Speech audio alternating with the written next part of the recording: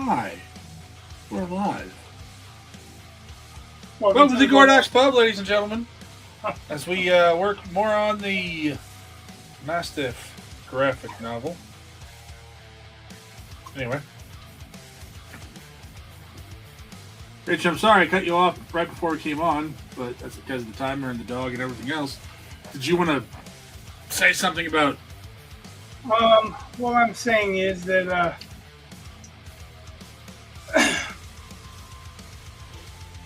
when I finish the layouts for this page, there's a kind of an art gift exchange on Wheeler's channel.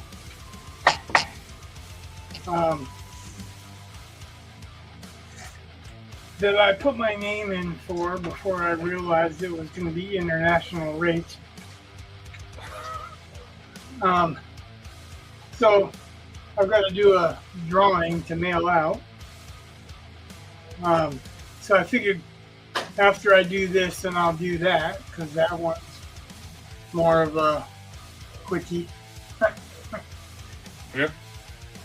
I also, I've given thought to this a little bit, like I said. So this will not work over here.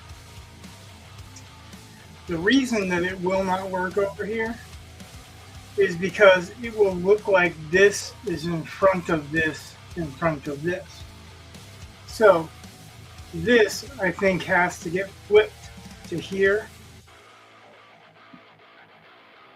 The pipes should be fine here, but then I was thinking maybe him climbing down, but instead of from the side, from behind, so you can kind of see, his hands on the rail.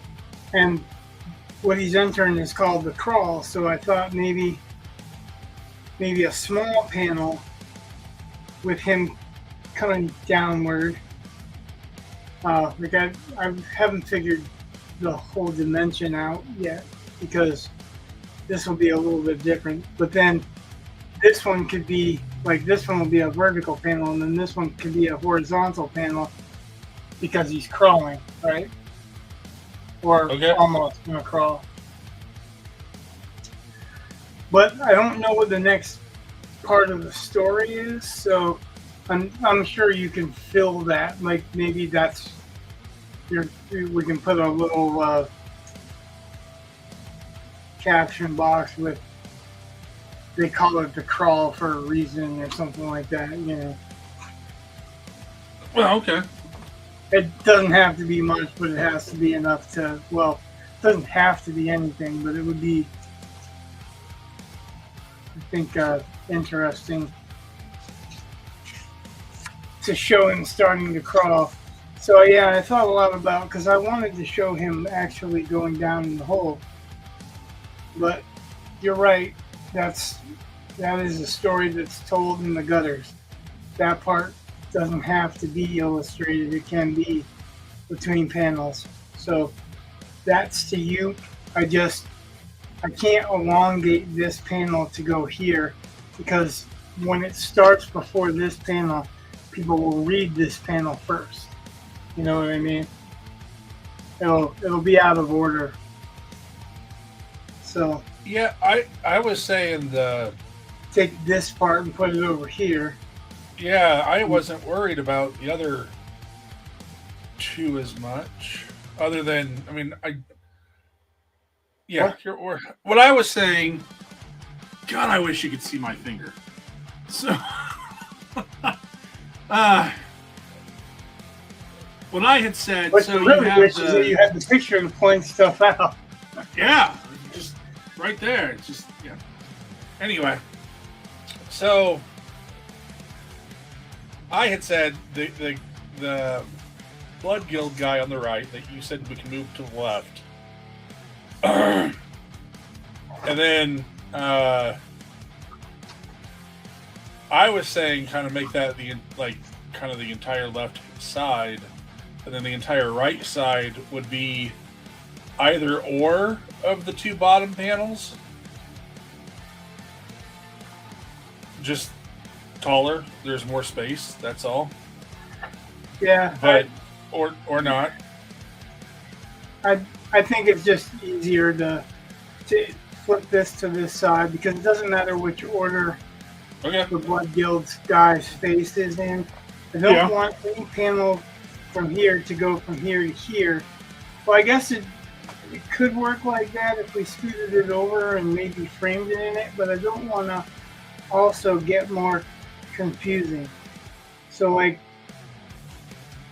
just having his face, we could do it that way, but I think it's really weird to go from here to the face again to here. So, like, just the face, and then whatever is left on this spot, we'll just do, piping or whatever to show that it's an access panel. This will be gone. This will come down, but because I think we'll have a little bit more room to come this way.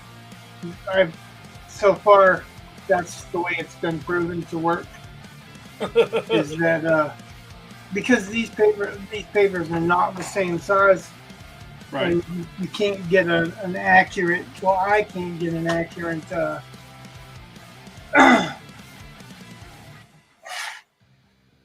spatial reference.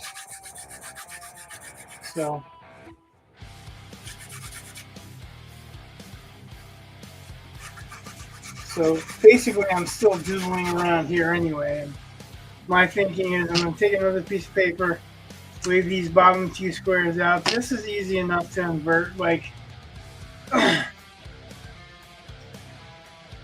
so I like this panel, the way it's set. The idea for this panel is great. It's going to take some work anyway.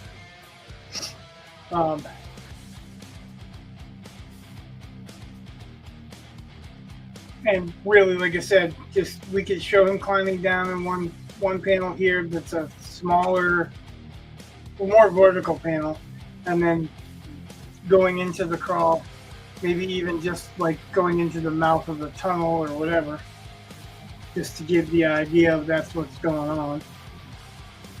Okay. And then it literally leads because he's heading towards the next page, right? Right.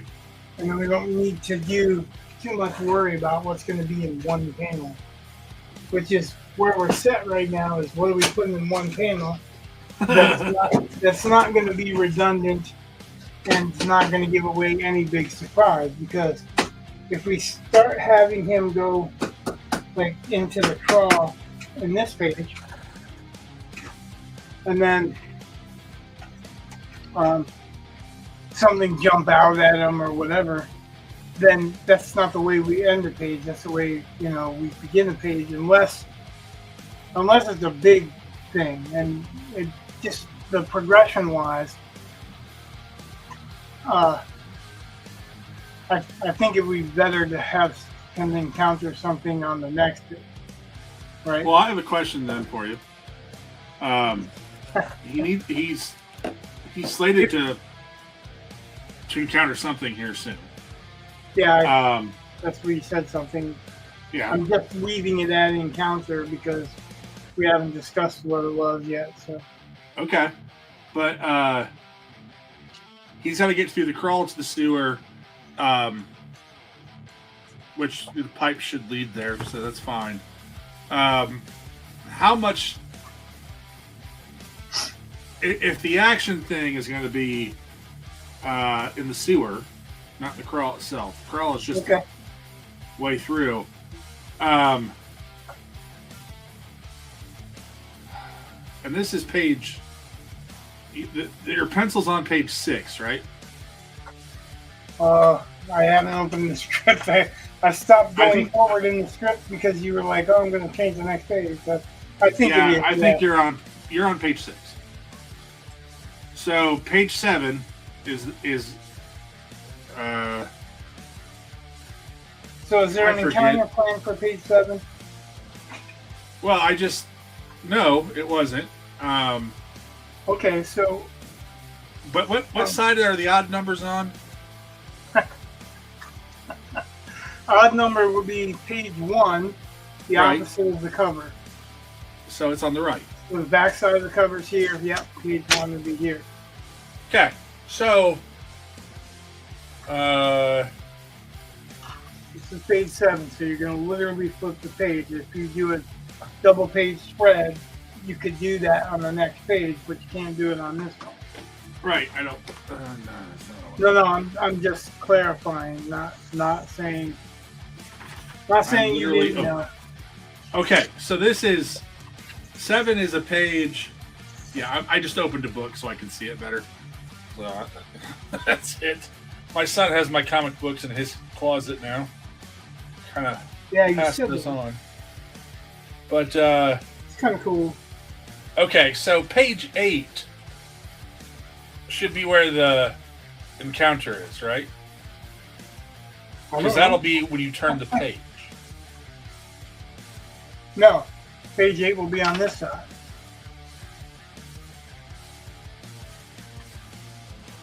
Page 8 will be on the right-hand side.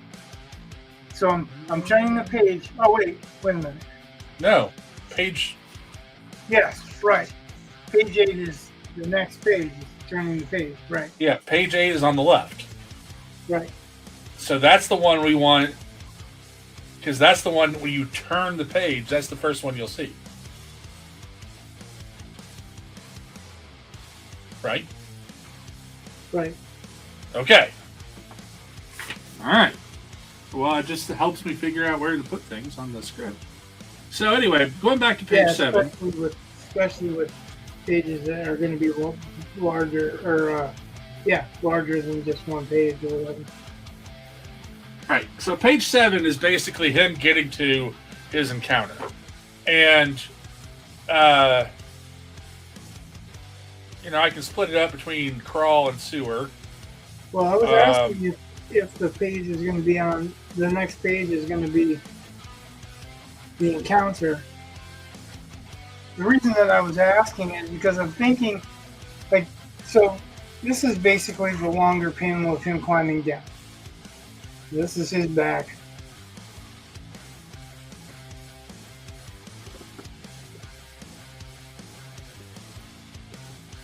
You're not going to see much for that arm. Maybe this arm you'll see a little bit of on the leg, so on. But this is going to disappear off panel because we don't need to have the whole thing, just enough to know. And then the longer panel will be him going into the crawl. And I thought maybe it's like going to be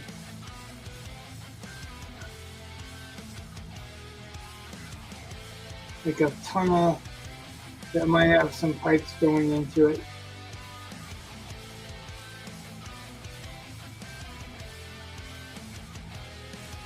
And then him, going into the call.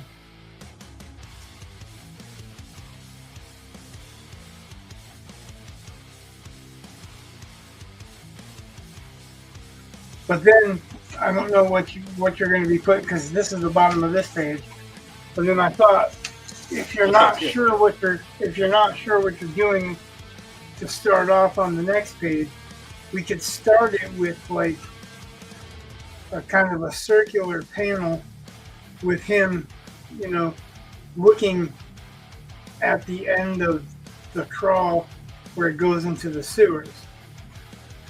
See what I mean? Okay. So this would be, because you said it's just a junction, right? From the access tunnel to the sewer, right? Yeah. Okay. So that's kind of what I'm thinking is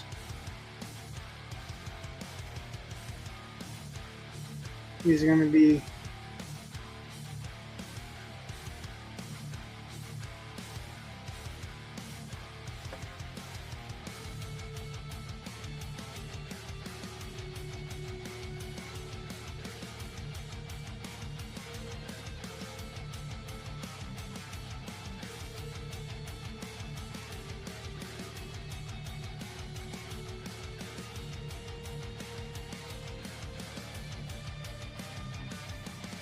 you don't have to show all of it because it's just a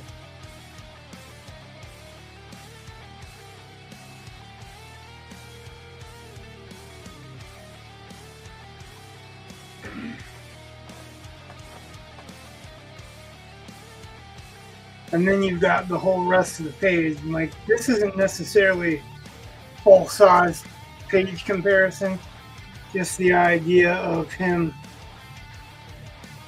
crawling to the edge.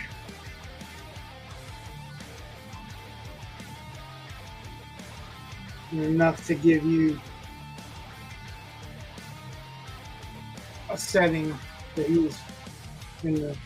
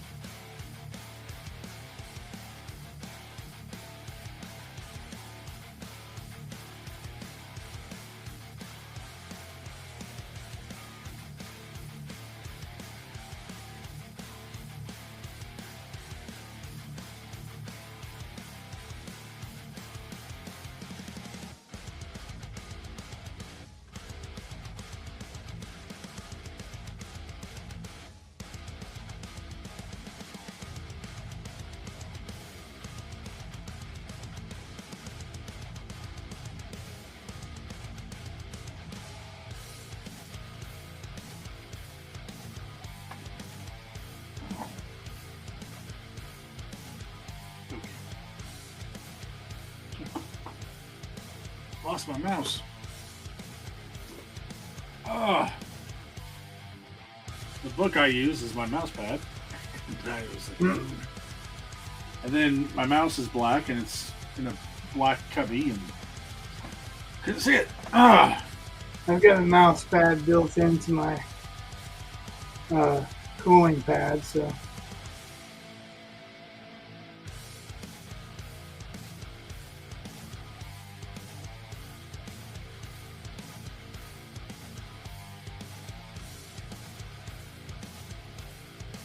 But strange things, I guess. I use a Crow playing card. Well, not playing card, whatever the kind of collectible card that they gave out with the DVD. I think actually the VHS.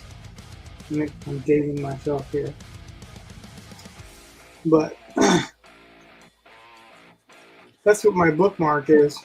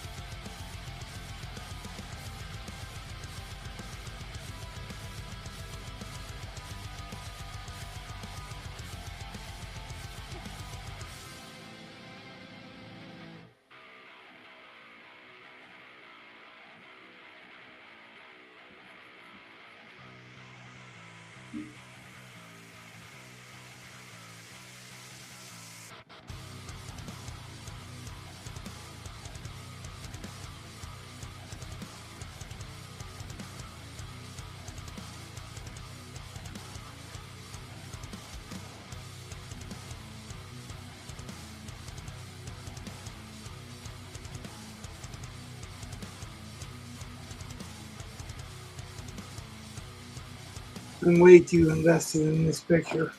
I know. I was thinking, okay, layout. Let's move on. But it's a cool picture. Oh, I see the temptation. But Yeah. while you're doodling there, let me pick your brain then, because it's important. The encounter that he's going to have in the sewers. I want it to kind of be a.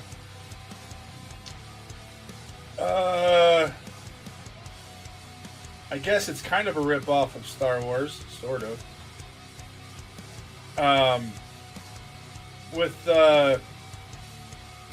Here's my thought. to begin with. So at the end of the sewers, near the edge of the city, there's going to be you got to have water that comes in. Like the And trash compactor. well, no, I don't want a trash compactor, but yeah, like the trash compactor creature, the thing that makes no sense in Star Wars. Yeah, there's a name for it. I don't remember what it is, but I don't care. Yeah, but anyway, it's not that I want that, but I think there should be something guarding that gate. And I kind of had this, and I suppose you can tell how much of an influence Star Wars is, because part of me is thinking there's a character kind of like the handler that does that cried when the oh my god, what the Rancor dies in Return of the Jedi. Oh yeah. Kind of a guy like that, although I was going to make him snootier. And some creature there. I mean, part of me was like, it's kind of like Cerebrus or Cerebus or whatever the hell it is. Cerberus. Yeah, the three-headed dog.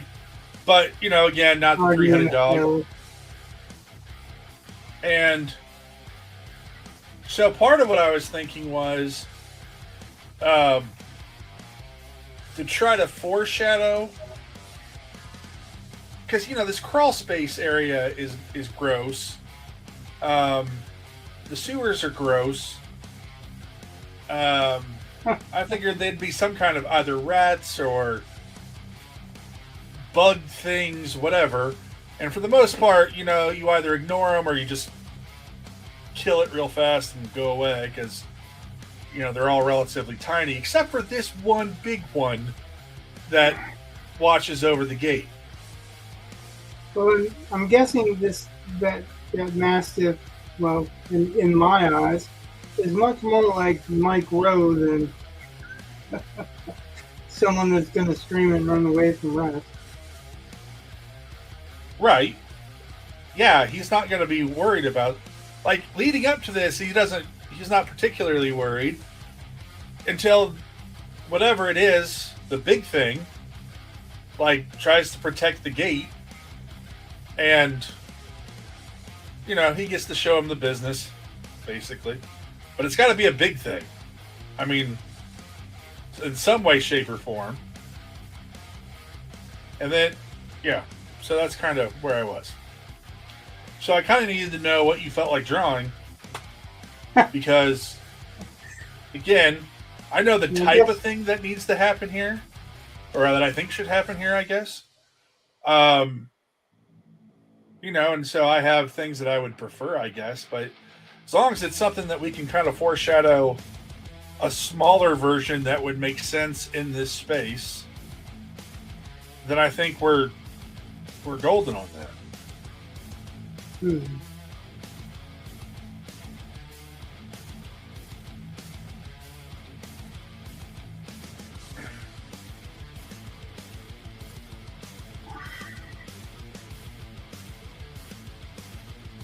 Or we could have a three-headed rat.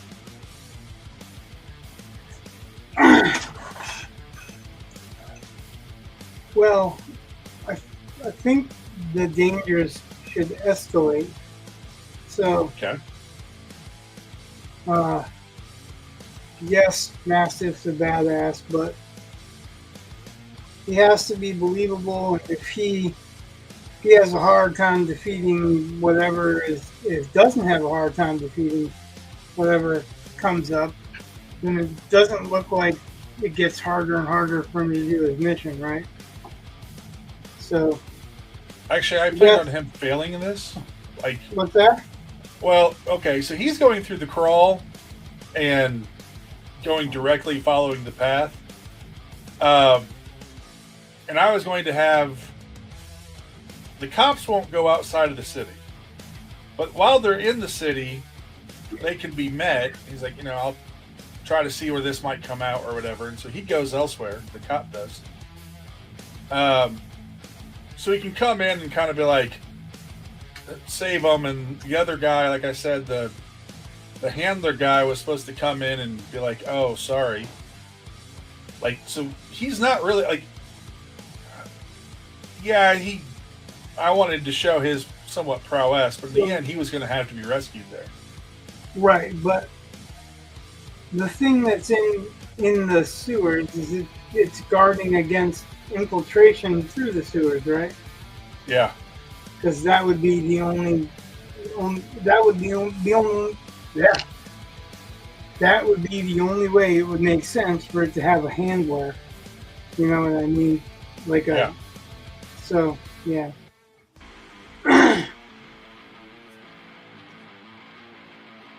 And if it is a guardian of the city, then you can't kill it. Right. So he's gonna have to use brains and brawn, right? Right. And I also, like I said, I was going to have, at best, it was going to be a draw for him. But I was really thinking he was going to pretty well need to have some backup show up to help him along.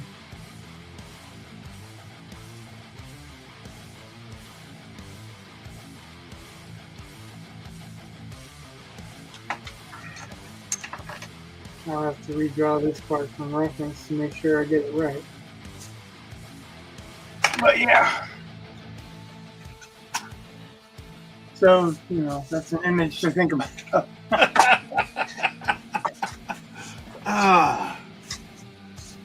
It's always fun.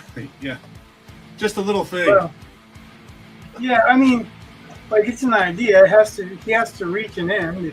Yeah, Especially I if agree. it's going to be, especially if that's not going to be where the issue is.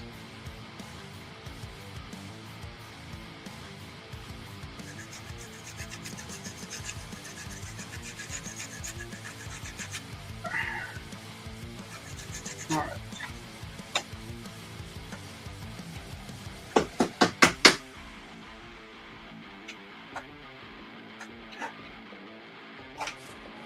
So I was watching a video on. I didn't watch all of it either, but somebody was complaining about Star Wars again, which, you know, that's kind of normal. No. I know, shocking. But and amazingly enough, this guy was saying it was all Kathleen Kennedy's fault. And I was like, well, that's new. That's a new What's that? take. But anyway, he was all butthurt because they had killed off all of the characters that we grew up and loved. And I get that.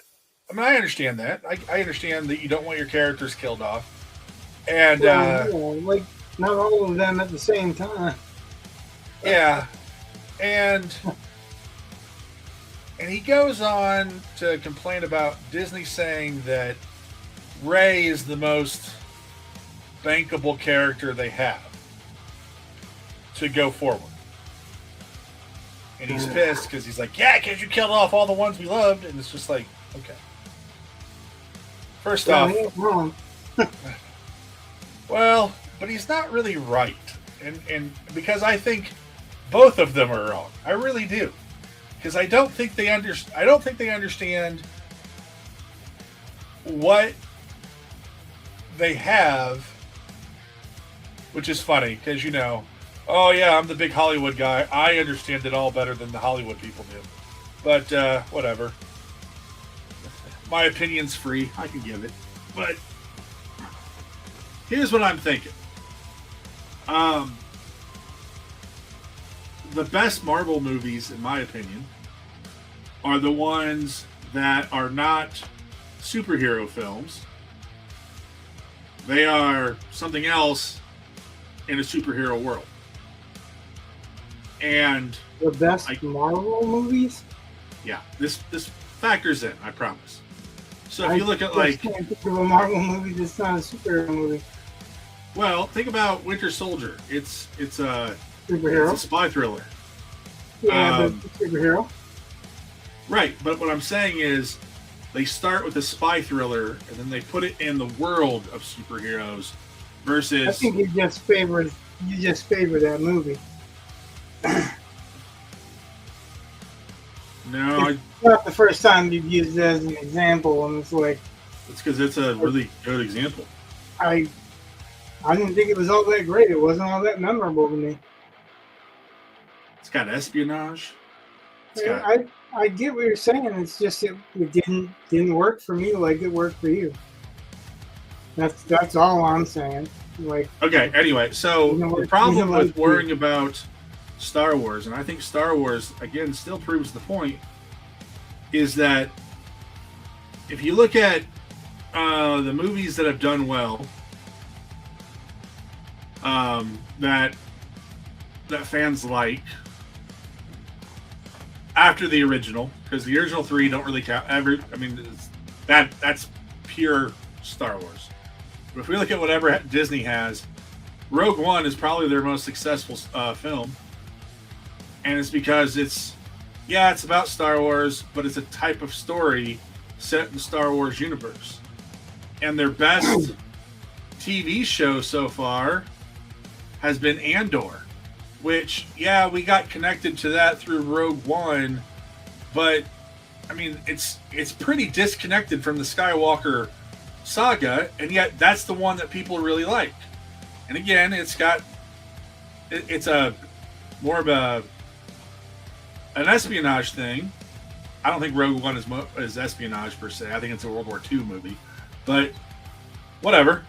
But in the end, I think they've created a universe that people want to see explored. And so instead of saying, I want a movie about Rey, they should be saying, oh, you know what would be really neat? It would be really neat to see, like, an assassin movie. A martial arts assassin movie in Star Wars. And then you make your characters that fit those tropes in a way that's unique to Star Wars. And people will flock to that in droves, and you will create new characters that people enjoy. It's not about the character necessarily. Like, if you don't have characters that people love, but people still keep going and watching your crap, I'm going to say it's not the characters, it's the universe. So therefore, think of interesting things to do inside the universe. And the characters will come.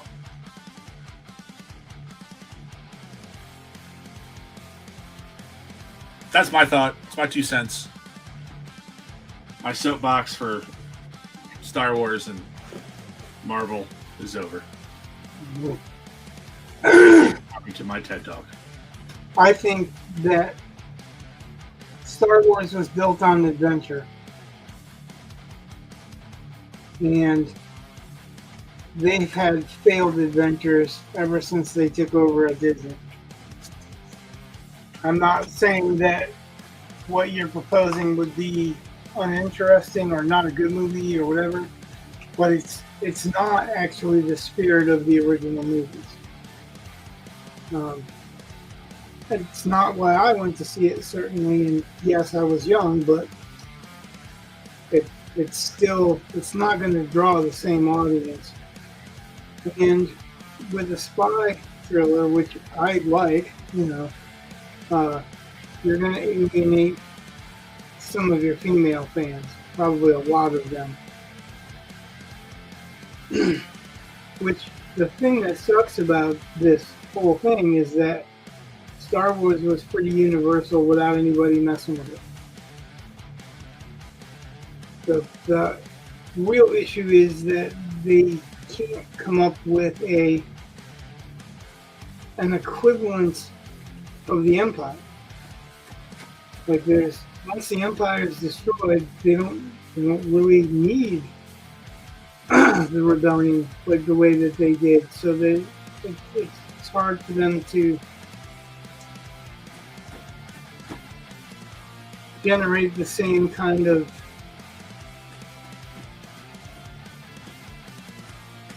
I don't know. It's not the same adventure. It's not the same good versus evil. It's not the same any of that. Right, because if I want those things, I just go watch the originals. Yeah, but that is what sold the originals. That's what everybody wanted to see when they wanted it to continue. They wanted to see more of the same kind of thing. I'm not saying like they wanted to see the exact same thing, They just wanted to see more of that kind of thing. They wanted to see more adventure. That's what they started with episode one. That was still there was adventure. There was some kind of big bad guys. Granted, that it really quickly fell into recipe, and a lot of it was taken up by the stupid race scene. But I think a lot of people wanted to see more real Jedi action, like Luke recovering the Jedi, teaching Jedi, not Luke destroying all of his students and then becoming nothing, and then Palpatine's whatever becoming something, because that's like the bad guy winning, just waiting a few generations. I don't know. Like I said, when they first started, like the sequels with Rey, she had a possibility. John Boyega's character had a real big possibility. All that shit they just squandered.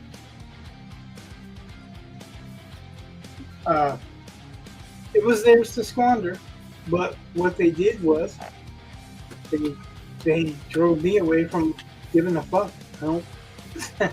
That's why I don't watch that shit, because nothing that I would invest in is going to be around for any amount of time.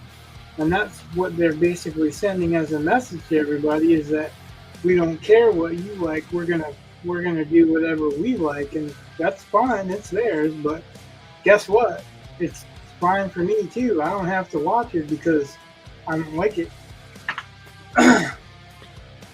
So, and I'm not saying, like I said, I'm not saying that the idea that expanding in the universe is bad, because I think that is a good idea. But I think that you don't have that main spirit of adventure that pulled everybody in the first place. Like fantasy, like Dave Baldwin was talking about, it hits certain. There are certain needs that it fills. And that's the adventure and the I wish I could-ism. What about anything after the original trilogy do you wish you could do? I mean, really? You wish you could be screwing toasters? Like nothing's there to be admirable, to be something that you wanted to live up to or achieve or surpass. And I don't think that there's the wow factor that there was in the original. Of course, that shit wears off over time, but that's what the original did. It captured the imagination because it gave you a sense of wonder and something to wish you could do or be. That's my feelings on the matter. That's why I don't watch Star Wars anymore, because it doesn't do that. It doesn't fulfill those needs.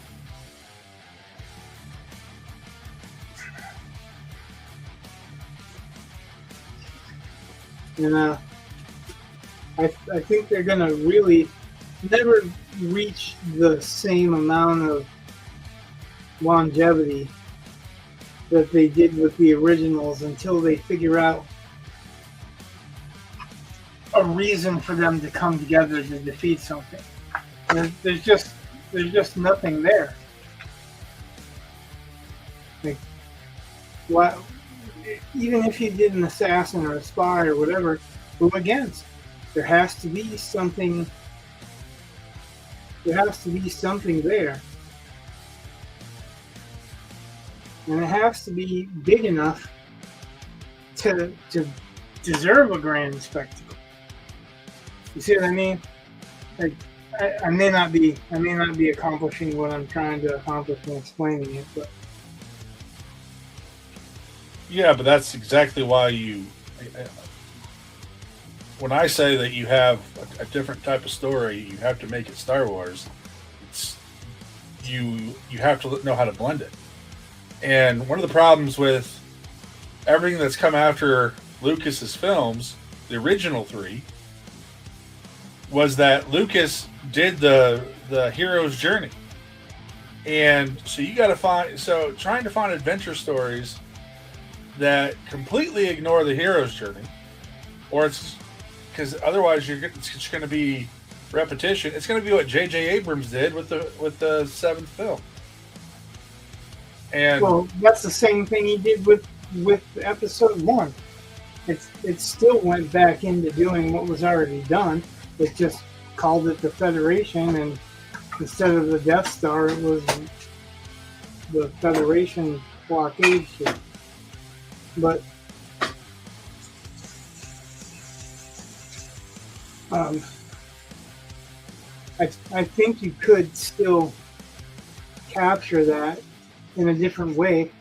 That's why I kept saying Thrawn. You know, like you may not like Thrawn, but Thrawn was a crusader, someone that was trying to resurrect the Empire, and he was purpose driven, and he was, you know, brilliant enough to not allow stupid shit to happen that if you were brilliant you wouldn't allow to happen. So I don't know. I think Thrawn was a great character. I think that was a missed opportunity as far as Star Wars goes. He actually employed spies, and there was a different kind of spy network that he employed as well that were different kinds of aliens. There was a lot in the original Thrawn trilogy to really expand upon the Star Wars universe and give the fans the fan service that they wanted. You still had Luke, you still had Princess Leia, you still had Han Solo, you had them all aged some. You had a love interest for Luke that was trying to kill him. You know, so there was a lot of stuff that they just really totally threw away to do what they did, and they didn't do anything original with it. So the only thing original they did was prove that they can't be trusted with Lucas's stuff. If we're gonna screw it up, that's original. We're gonna intentionally screw it up.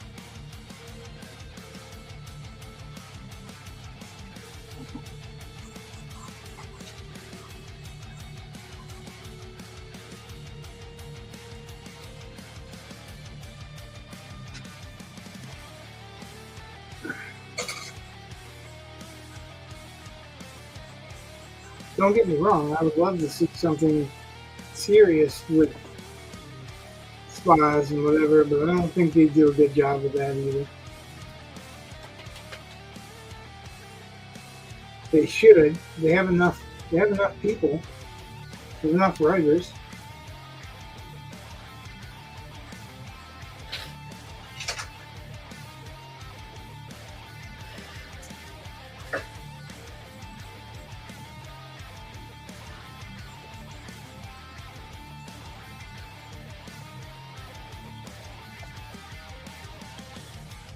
I don't think that they're going to ever go back to doing anything really good with Star Wars. They've already got another trilogy or so planned out along the same lines as the crap that they've been force-feeding us. Well, I guess not quite force-feeding, because people like you will be like, nope, I've already spent money on them. I've already seen them screw me over. And that's enough.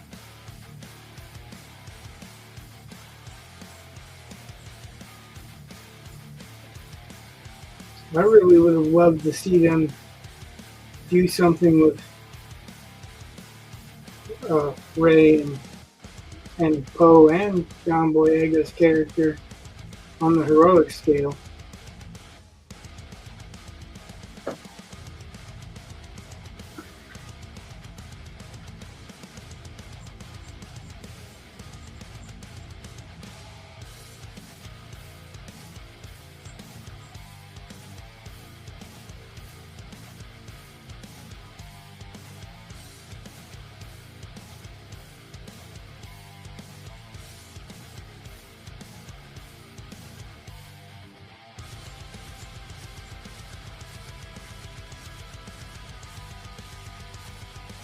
Not really sure why they didn't, except for to say that they could do whatever they want. Yeah, that's part of the okay. But again, back to the point. Like, let's say you took a John Boyega's character, and what if the first film had been more about um, what if the New Order wasn't quite so Empire Part Two, because that was always kind of dumb, and Well, I mean, but it was that's remnants like also it should have been. progression. What? I said that's pretty much a natural progression. If you cut off the head of something like that, it's not like a snake and it's going to die. Something else is going to pop up. So I mean, I don't Yeah, blame but them for it that. shouldn't They be. just did it like stupid. That's what I blame them for. It's not for what they were trying to do. It's for what they actually did. Well, the books always. I mean, again, going back to Thrawn, Thrawn was but one faction that was trying to come back, Yeah. and so I would have rather seen it be a smaller thing, but still very much. I mean, it could have been called the First Order or whatever, and Right. it still would have been there, but and then you have them. What if it's about uh, again more about getting a defector out, um, or breaking them? Or, I mean, they like I think John Boyega's character, because they were trying to what do they always say when they subvert expectations, Right.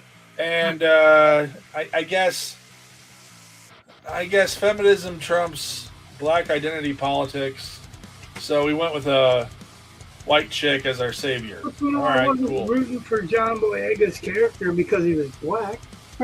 I know we were rooting because he was an interesting character, Yeah, I didn't give a shit what color he was. but I think there was a decision made. I'm just saying. Oh yeah, no, I'm not saying that that's not true. I'm just stating that I didn't mind him being black. I didn't have a problem with him being black, but that wasn't the reason that I wanted to see him become a major character. I love the idea of him going, I'm not going to be this guy. I'm not going to kill innocents. I'm going to defend them, or I'm whatever. Even if he just got sucked in, because he had the opportunity of becoming the new Luke Skywalker, really. Right. But, I mean, think about how cool it would be if there's a defection, you got to get him, and then what he can, just that whole break, like what he could have brought, and I don't know, I mean, it could have been an interesting movie. Yes. And, but it's not necessarily. That's exactly what I'm thinking. Huh? I said dead on. That's exactly what I'm thinking. Like, I think he could have brought a lot to that kind of a role. Right, but they were. I think Disney was more focused on subverting expectations, which generally just means forcing a message. This means fucking up what they already they purchased. They're like, we've already got fans, and if they want to see more, they're going to see what we want them to see.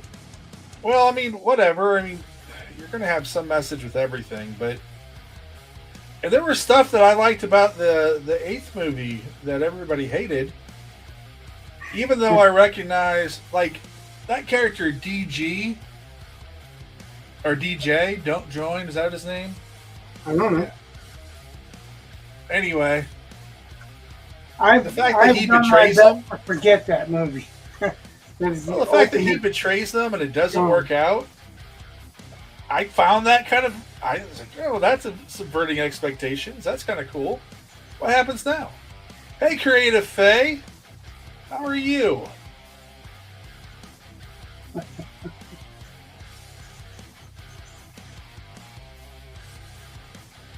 Hello. Are you the Faye that I know?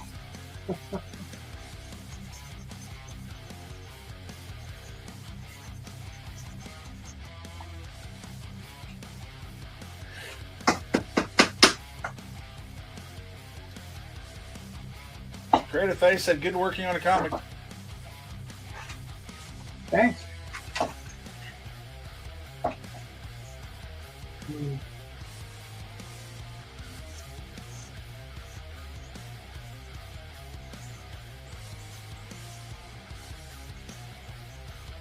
I'm just saying, like the Last Jedi, which a lot of people hate. If they had the guts and stuck with it more, I wouldn't be that bad about it. I am working on a comic too. So, cool. Creative Face said good. Yeah, and they're working on a comic. Got it. Understand it now? Yeah, because you cut it off and you said that, and I was like, well, of course you are. Then I was like, oh, you're talking about her. Or, I say her, that's just an assumption.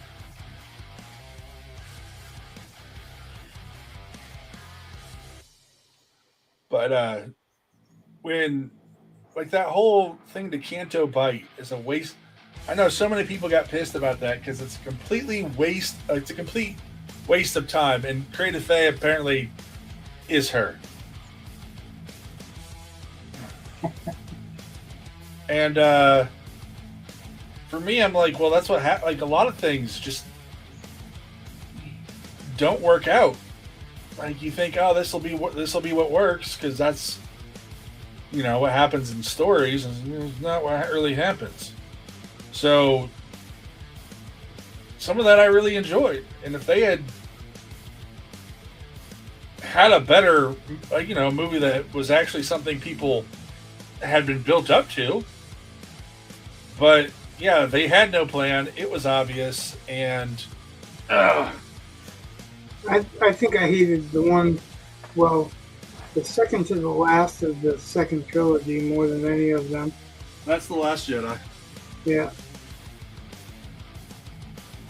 I hated it because they made the people in charge very stupid. Yep. They expected us to buy that an admiral wouldn't tell anyone anything, and that their plan was to go to a place you can't escape and hope people show up to help. That's a poor commander, where you're losing half your fleet to go to a place that you can't escape. The only good thing that she did was, light speed through the enemy, but Creative Face said plotting is good practice. That Holdo maneuver or whatever they called it was one of the dumb. Like, first off, if that can be done, I mean, ignoring the idea that can be done, which would have. Well, first off, why can't you do that to planets? It kind of really detracts from the whole Death Star thing. But ignoring all of that, why wouldn't you just program the computer to fly the ship into the thing? Like, why does a human have to do that? There's tons of questions like that. Yeah. And I realize, as Harrison Ford once said, kid, this ain't that kind of movie. But some of it should make sense.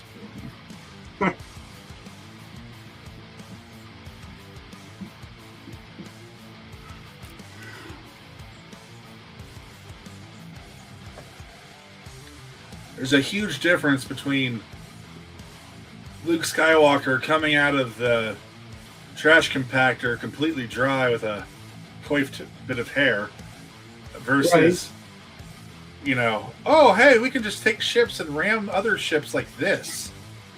There's a huge difference. It's not the ramming the ship that I had a problem with, actually, because, it's not the same thing as a planet. The mass is completely different, and in space, if you open a hole in the ship, it should implode anyway. So, you could even do that with a pebble, right? Yeah. But, yeah, the bigger issue was that there was the people that were strategically in command had no idea of strategy. And it was obvious because the only strategy that they showed in that whole movie was to attack the pseudo Trump. That was it, you know. Like I didn't see any honest strategy. If I did, I probably would complain less. So, what comic are you doing? I didn't know you were doing a comic.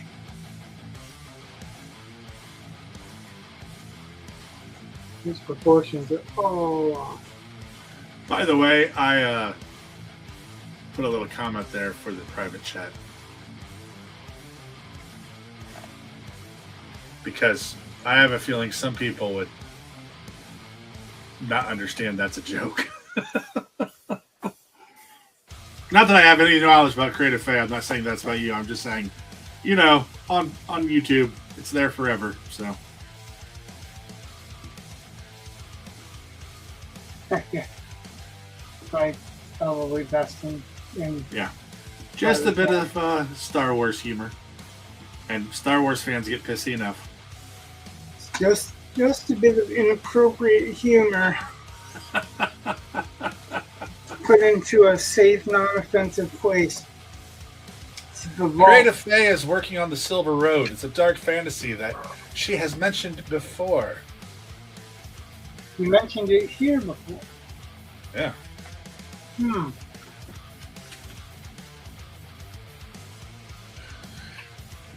Well, I don't know about my co-host over there, but this guy, old, doesn't have a memory for shit. I have to write stuff down. That's I'm why just I going write to stuff down. plead ignorance, age, and the only one that's on every stream is Rich. Yeah, that's what I'm saying. I'm pleading age because, you know, my memory is Swiss cheese. Because, gosh darn it, I've worked hard to get here.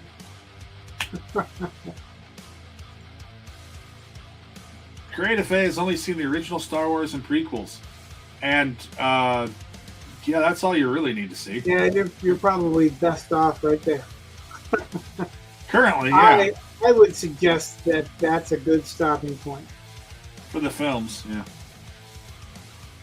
Yeah. Although, I still say, much like James Bond films, there are certain films that I like more than others, but you know what? If it's on, I'm probably still going to watch it. And that's how I feel about Star Wars. Although I did not watch much of The Acolyte, because that was just drivel. The only thing The Acolyte did that I really liked, which they also did in Ahsoka, which I really liked, so I am down to see more of this, is they started showing more martial arts using the Force in non-lethal ways. And that to me, it was cool. Makes perfect sense. And I would like to see more of that, to be honest. I don't think we originally started this stream with the intent of being Star Wars. Well, I had something to say. Well, technically, I was talking about writing.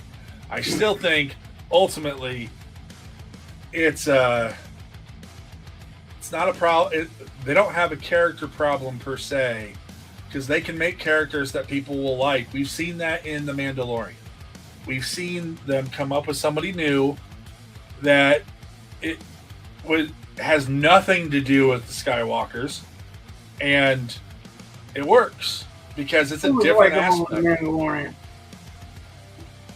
Oh, Creative Faye. To quote another film, there's only one trilogy.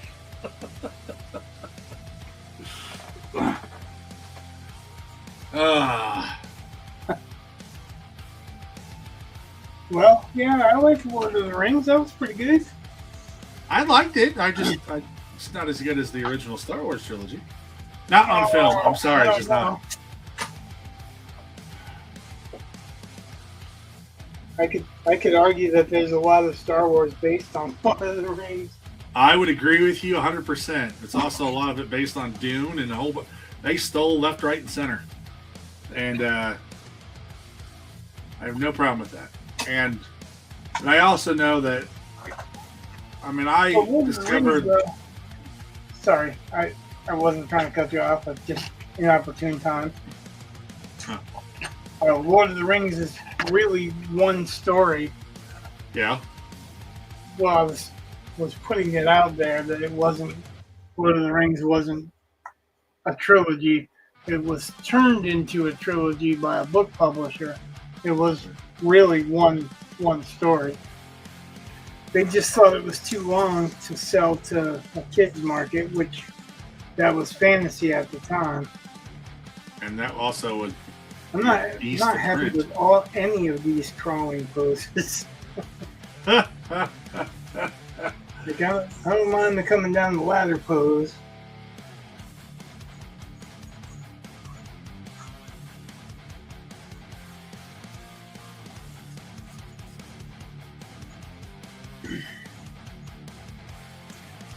These are not good.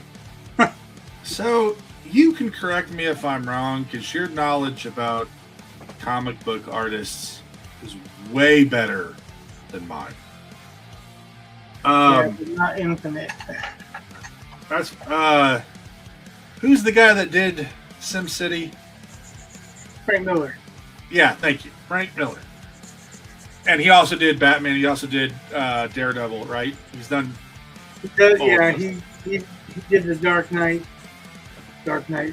2, Dark Knight 3.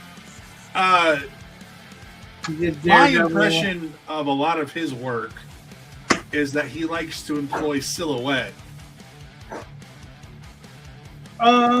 So am I wrong on that? it depends. Like the Daredevil stuff didn't really do that much. I really can't speak too much for the Batman because I've seen some of it, but I haven't actually read the Dark Knights.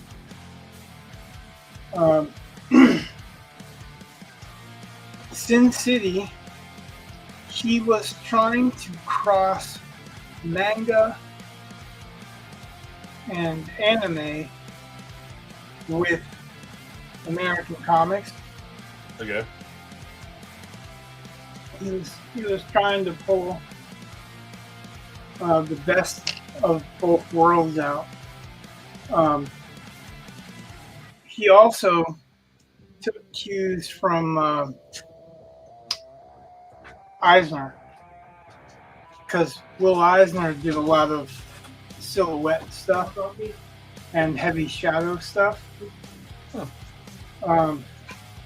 And he used those shadows as borders too.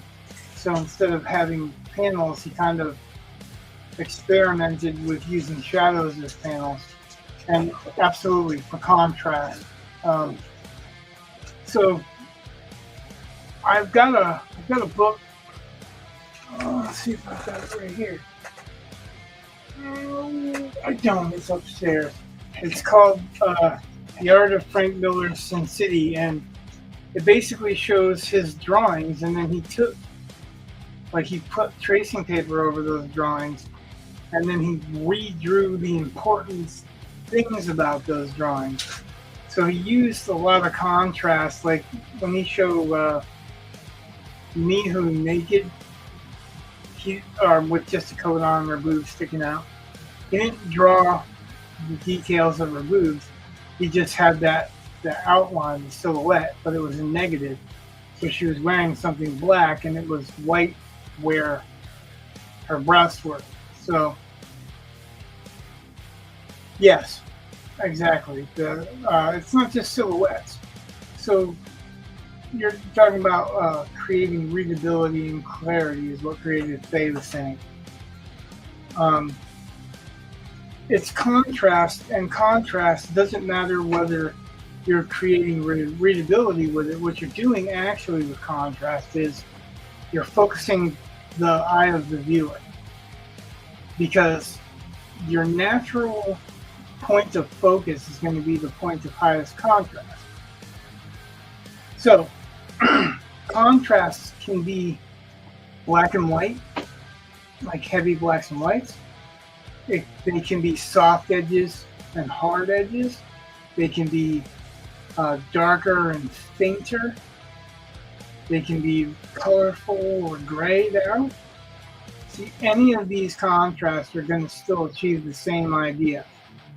Clarity and readability is sometimes easier done through contrast, but sometimes it's more difficult if there's a lot of things you want to have readable, which is why Miller was showing what he did, because he cut down a lot of his detail. And if you read Sin City, like if you read the whole series, I think they did 10 graphic novels of the whole entire series. Like there's 4 or 5 stories, maybe even more, through the series. He goes from having a lot of feathering lines and cross-hatching, but more feathering lines, to having almost none. And he's using that contrast solely later on. So yeah, that black versus white contrast silhouettes, whether it's positive or negative silhouettes, they all make sure that the edge, which is called the silhouette of a drawing or a figure, you want to make that distinguishable. So like when you see the shadow of Batman, you automatically know it's Batman, because you know the pointy ears, the cape, that's Batman. If you see Daredevil, the points on the forehead, it's the silhouettes are readable. So they're actually talking about the outer edge. That's something that we kind of designed when we were designing Mastiff, right? Is that we wanted to have him kind of shaped like a bulldog, shaped like a Mastiff, where he had a lot of upper body strength and kind of short legs, right? And that was something that McFarlane did, but he did it with the cartooning aspect, where he made Spider-Man pose more like spiders.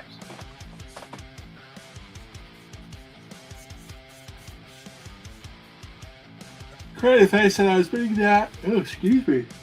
Hold on a second. Yeah, that's she's saying what I was just talking about, with making the character identifiable by the character silhouette. On some of this, you can ignore this if you want. You might want to play around with. Okay, like, so that picture you just put aside where he's crawling, any of those, right? Dangling stuff, pipes, wires, whatever, in silhouette and foreground, just to make sure we give it that enclosed feel. This character will be more heavily shadowed anyway, because the light's coming from directly above, and as he's crawling down that ladder, that's the only real light coming through, right? Okay. It's coming from here. Right. I'm definitely not drawing out all that kind of stuff right now. I'm just kind of giving a layout to where I want the character to look. I don't like those other 2 pictures, more because I just don't like the shapes. I don't feel like they're right for what I'm looking for. You see what I mean? I'm being picky.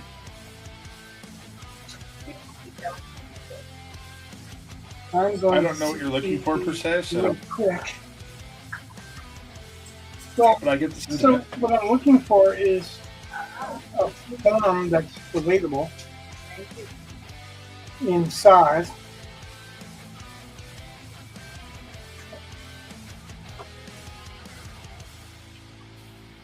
And something similar to that crawling pose. I don't know if I'm gonna find it. So, really, I don't know if I'm gonna be able to type tonight either. Apparently not. Creative Faye wants to know if you have an Insta or Twitter. I do. Um, I have an Instagram. That's actually, where are you at? It is on YouTube. On YouTube. Okay, so that's why it's not apparent. Um,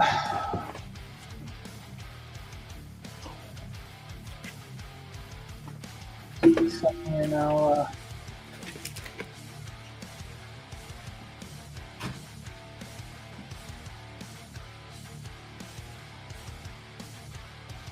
It's Creative Faye said that her Insta is the same name. Creative Faye. okay. Well, mine is RW Where. R period W period. RW period. What was that? W, R period W period Where. I was trying to find an actual link. Like, you don't have a link that you can click on to share, but I'm that's just. me. That's your Insta account? Yeah, that's me. Okay. It's got a picture of the howler from The Howling, like Eddie.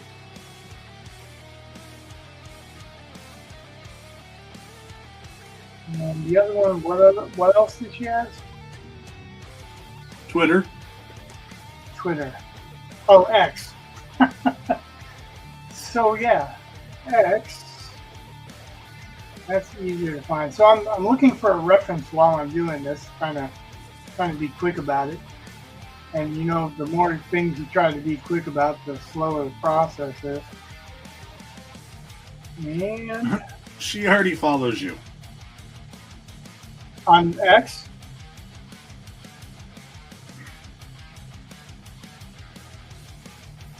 I'm sorry, dog. This has chocolate in it. You can't have any. yeah, it's on X. It's at Rich W _ where. Rich W. At Rich W Yeah. _ where. All right. So I hope that's it. Let's see. Yep, that's it. Oh, she said she already followed me on Instagram. Okay. By the way, my wife just brought me. Well, I'll show you what it is, but it's a cookie. It's small on my screen, so because you're really small on my screen. Well, thank you. Just know I'm eating this fresh cookie hot out of the oven, or crumble of cookie. I don't really care. So you're going to be making mouthy sounds. Mmm. Mm-hmm.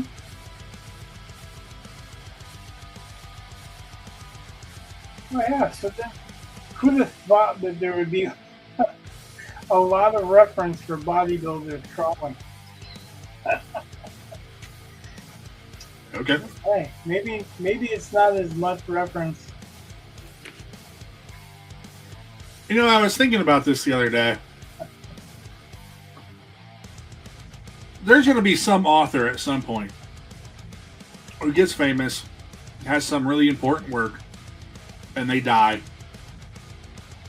And then people will start going and doing research.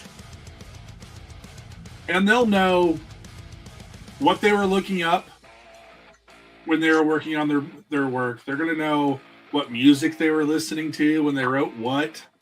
Like, you're going to be able to track all that unless you're writing it out by hand. So there's going to be some really weird, like, psychological interpretations of people's work based on whatever they were doing while they were making the work. And I always get worried, like, when I'm having to look up muscular, hairy actor,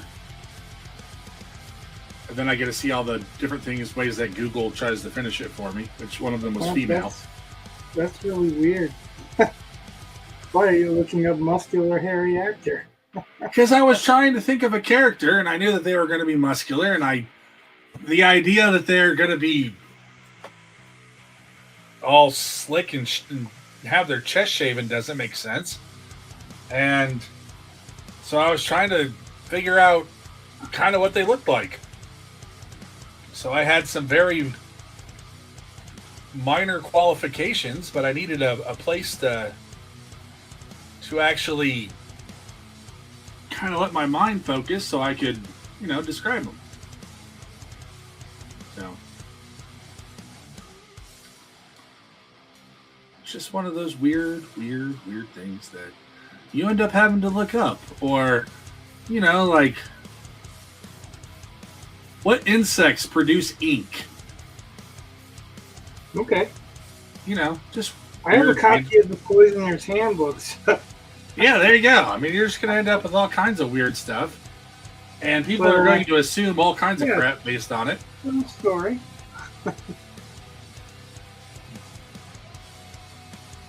I was listening to something on Spotify while I was working.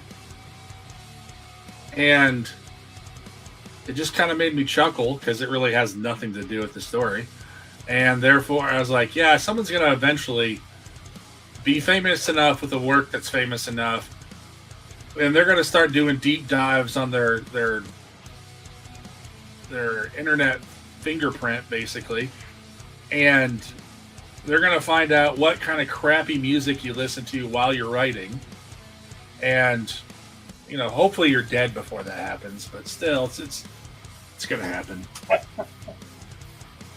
Well, Dog, I don't know. It might help if you, like me, don't listen to crappy music.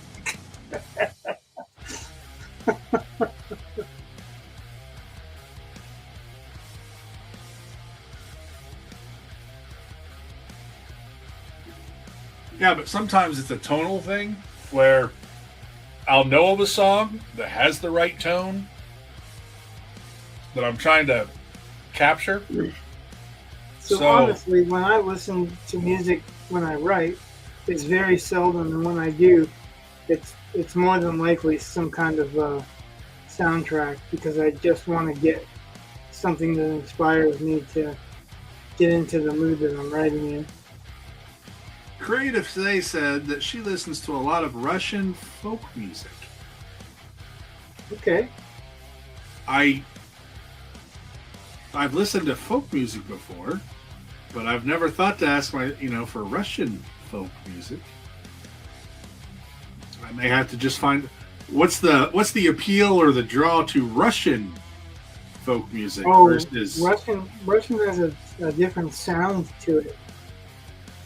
It's like when you listen to classical music. If you listen to Russian classical music, it has darker undertones, like the Nutcracker.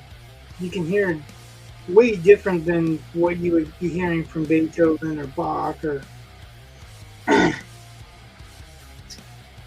you ever listened to Stravinsky? Yeah. Igor Stravinsky. He wrote. Basically, he's the godfather of movie soundtracks, but he was Russian.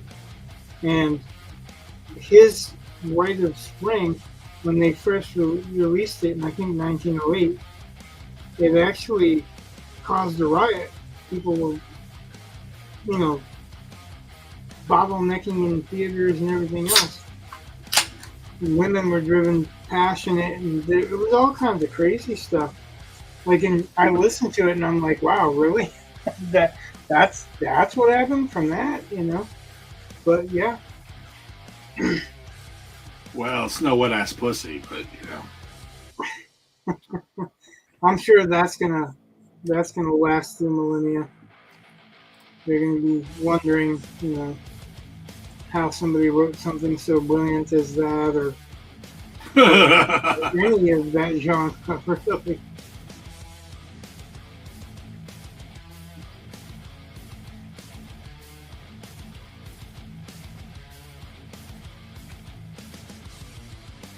My dog's going to be so disappointed when I eat all this chocolate chip cookie by myself. Yeah, my dog has been kind of disappointed in me lately as well. But he's been digging in my trash. He's like getting up on my couch. I have it underneath of the table, and he's been getting up in there and getting into the trash. And I'm like, well, in that case, you don't need to have eggs with me in the morning. You've had trash. and this dog, like, he'll eat socks and be clogged up and everything else. Like he's so clever when it comes to getting food, but such an idiot when it comes to eating. And I just don't understand it. Like, and like he'll need to drink because he's coughing and gagging and whatever, and I literally have to tell him to drink. Like, why am I having to tell you to drink? That should not be something that I have to tell you.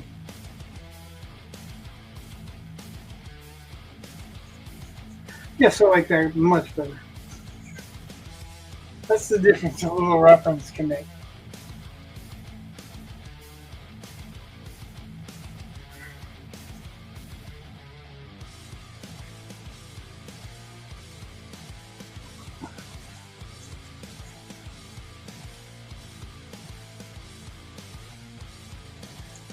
Also, was paying attention to a $400 layout sketch that Jim Lee is selling. $400 layout. And Great. Go ahead.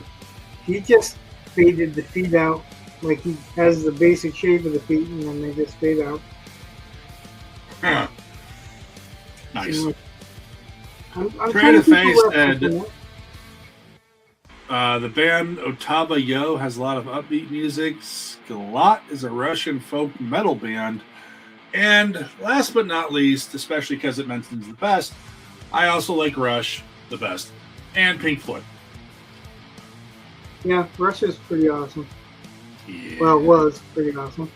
Yeah, they were.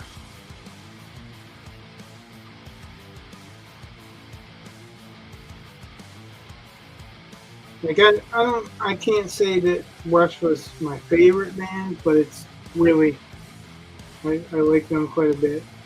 And what I like of them is quite, quite up there. So like, let's see, if I like a song from Rush, it's not, I don't half-ass like it, I just really like it.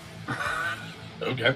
That's the best way to put it, because there are bands like that I really like as far as bands go, but they don't put every album, or like every song on an album, or every song that I like from them isn't necessarily their best. You see what I mean? Like, when I like a song from Russ, it's like I like everything about that song, even odd time and signatures and switches and all that. It's just great. But it's not the same for a lot of bands. I'll still like a lot of bands, but not for the same reasons. Rush and you said this before, Rush and Faith No More. They are pretty much originals. They're kind of created a sound that nobody else really had. Seems like Rush is able to. We're talking about going on tour again.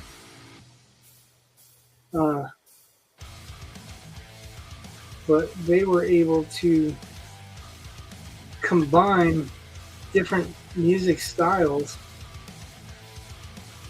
into almost seamless songs.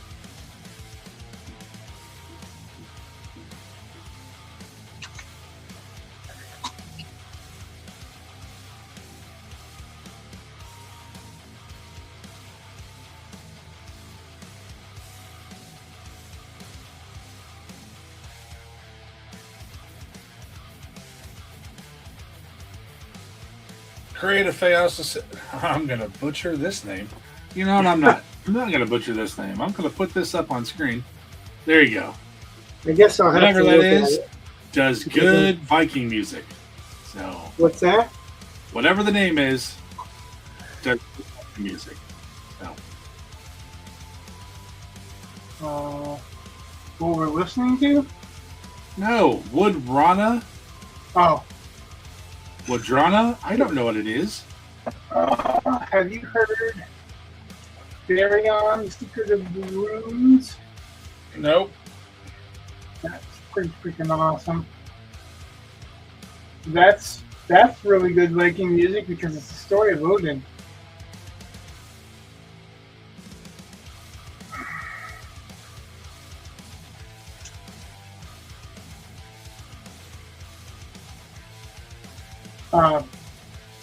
Baryon has they're musicians. They don't really have a singer, so they get a different choir to sing for them.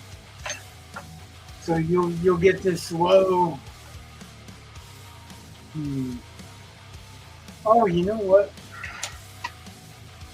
I might be able to play a snippet without us getting hit because I found out when you share the videos is when you get hit.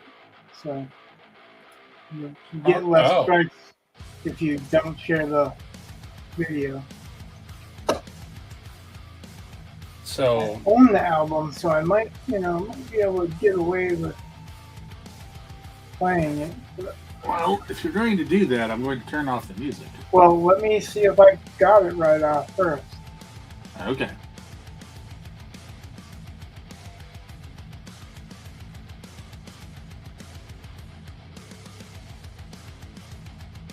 I'd say the absolute best thing about things like Spotify is it's super easy to check things out. The only Yeah, problem alright. with that is it's also easy to stop listening to them. See if Like- we'll see if you can hear this. So pause the music for a minute. All right, hold on. All right.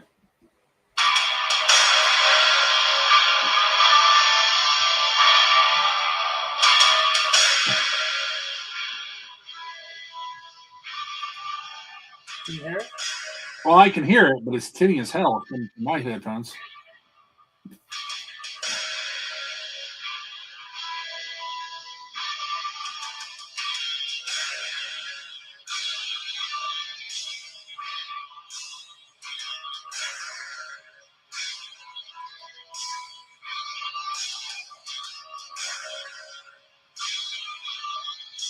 This is just to build up to it.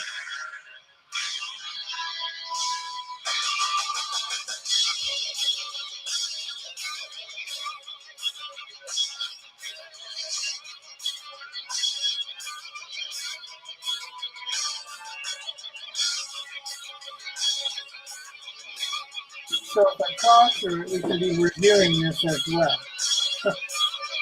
Okay.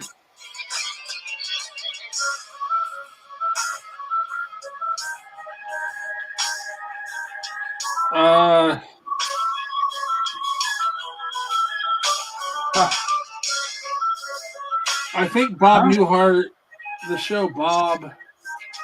How new is it?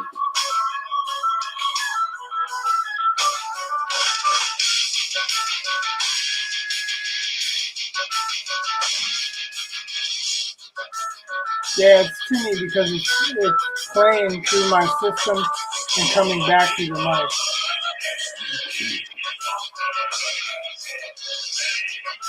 I don't remember that one.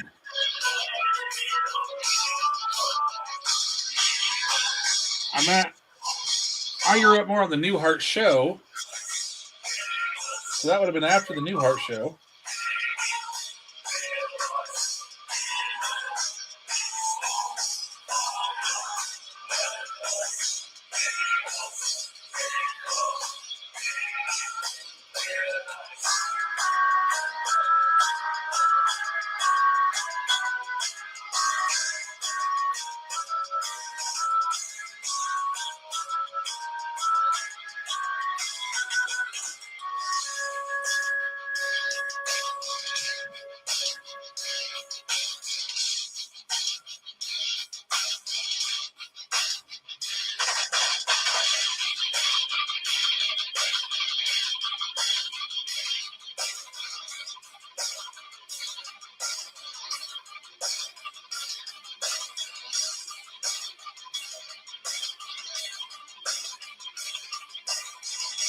Oh, never heard of this show.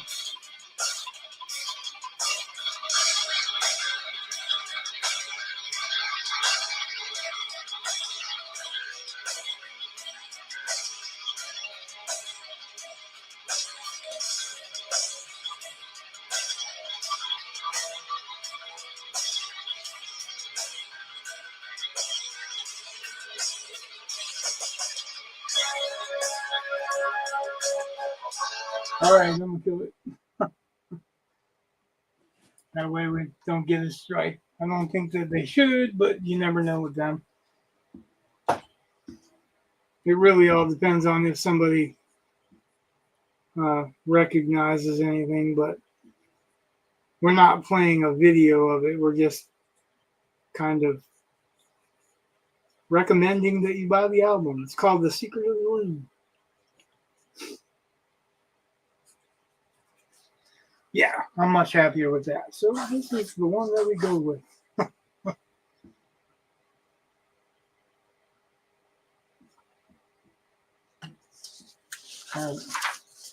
All right. As promised, I'm going to take a break from this to do that art exchange piece. Huh. Yeah, I don't.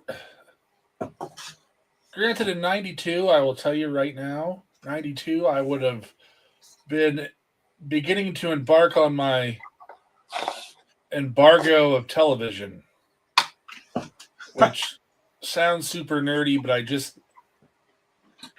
started recognizing how much propaganda is in a lot of the shows that I liked, and I just was like, oh, I didn't like to be propagandized, I guess. I was like, I don't know.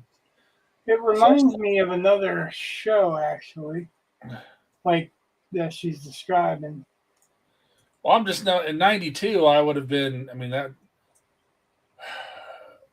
I wasn't driving yet, but I was dating my wife. You ever see the show Too Close for Comfort? No, I don't It think so. was Ted Knight, Nancy DeSalt, Jim J. Bullock. But he was a cartoonist. And he drew, like, it was kind of like Garfield cartoonist. Okay. And he drew a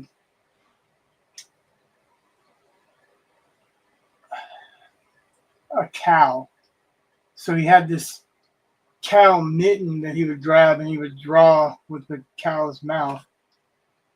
But I mean, you would see him kind of drawing because the actor wasn't really an artist. You probably recognize Ted Knight if you saw him from Caddyshack. He was the judge. Oh yeah.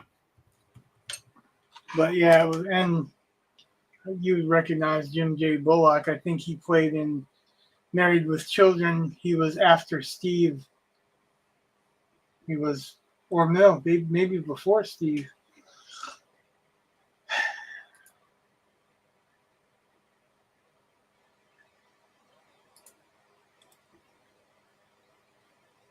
So what's this thing you're doing? Like, what's the? It's basically a Christmas gift exchange. Okay. So, I mean, I contacted the person. It's anonymous, but I contacted him anonymously through the site and asked him them. And yeah, I'm sure it's a him. If there was anything they didn't want or wanted, and they said no, they're fine with anything they got. So I was thinking I'm gonna do Santa Claus, but not your normal standard Santa Claus.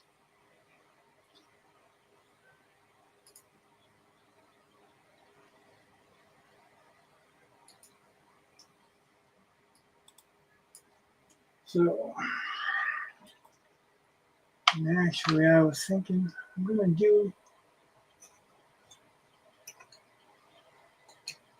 Obviously, I'm going to do it in a tonal sketch because I haven't really got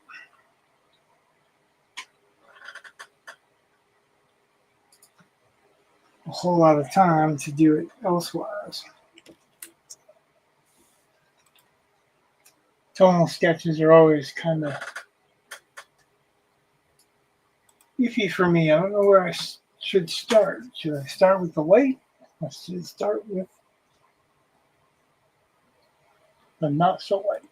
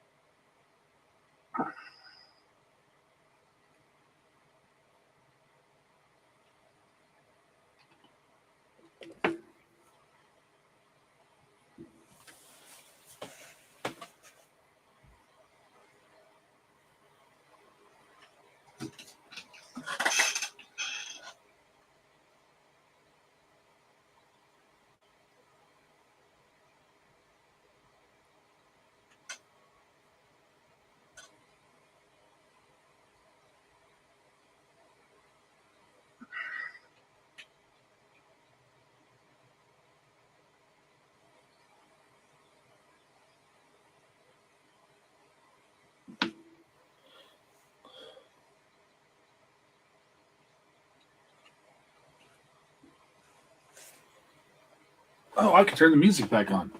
Yeah, I thought you were gonna. I was like, why is it so quiet? And I was like, I'm gonna turn this off now, so don't get struck. Hey, just because you said that does not mean my brain connected it Obviously, to. Yeah. I was like, oh, la, la, la.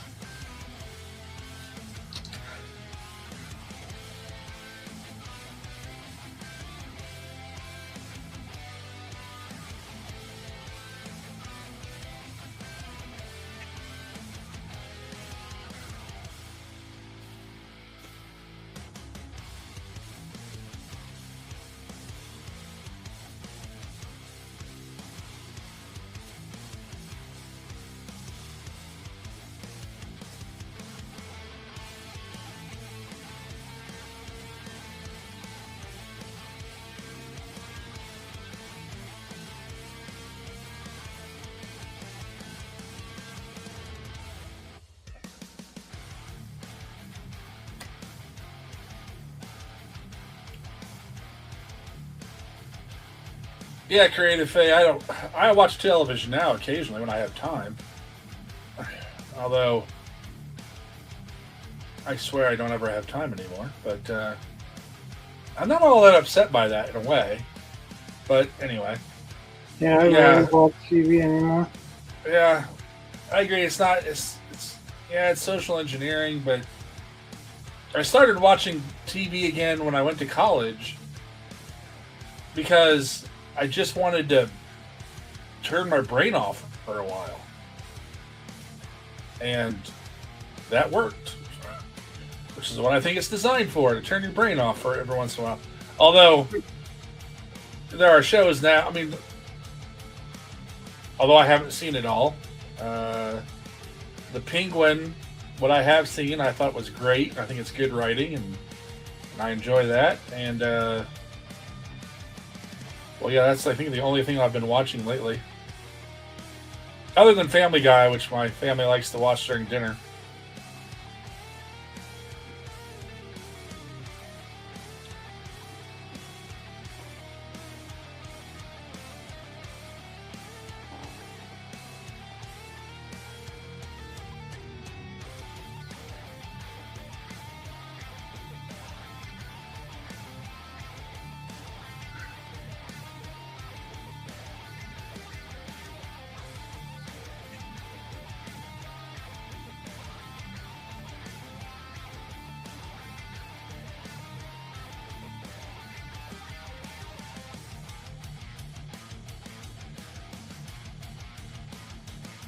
Okay, well, I'm a little late for my midstream stretch, but I smell smoke.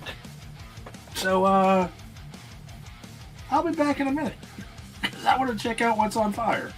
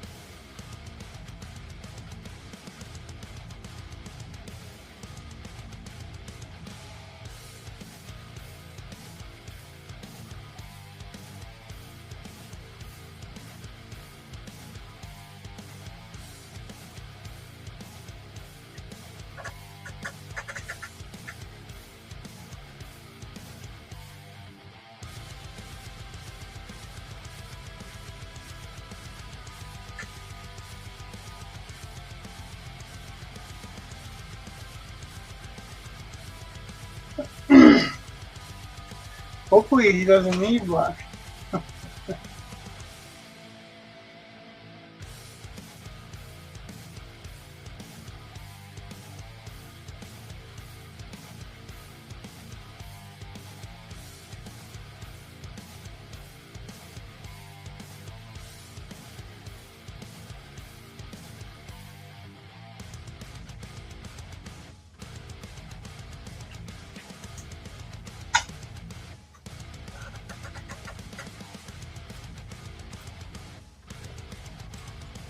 Well, it's not my house, so. Ugh. There you go. It's not the neighbors that I can see, so. But I can definitely smell smoke. But I'm right by a window, and it's not open, but my house is old and drafty. Creative Face said drawing buildings is slow going. Yeah, especially if you're trying to do it out of your head.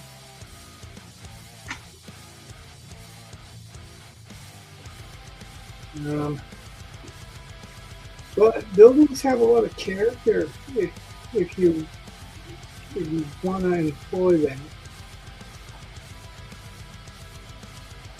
especially obviously older buildings. Apparently, Creative Faye is trying to do it out of her head. Yep, that's the hard way.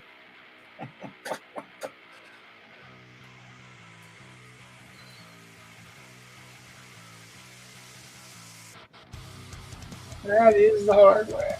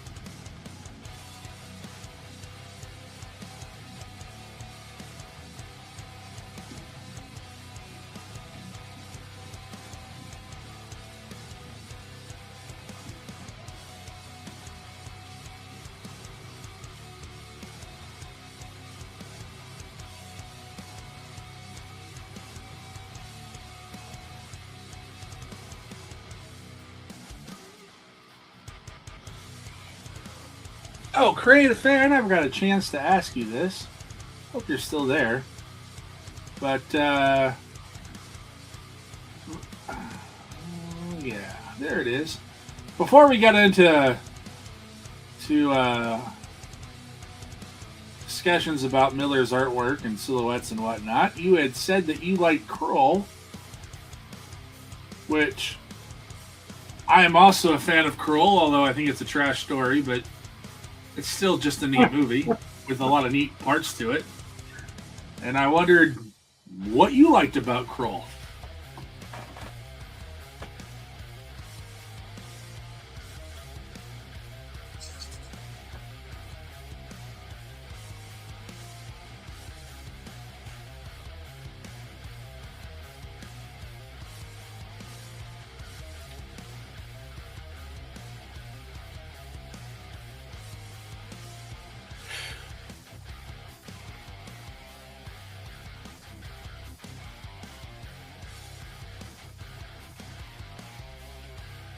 I wonder how Brandon Sanderson would break down Kroll. Because, like the glaive, that's one badass looking weapon. It basically does nothing. Well, it's just a ninja star that you can control with the force. Well, yeah, but with retractable blades, and it's big. Yeah, it's, like I said.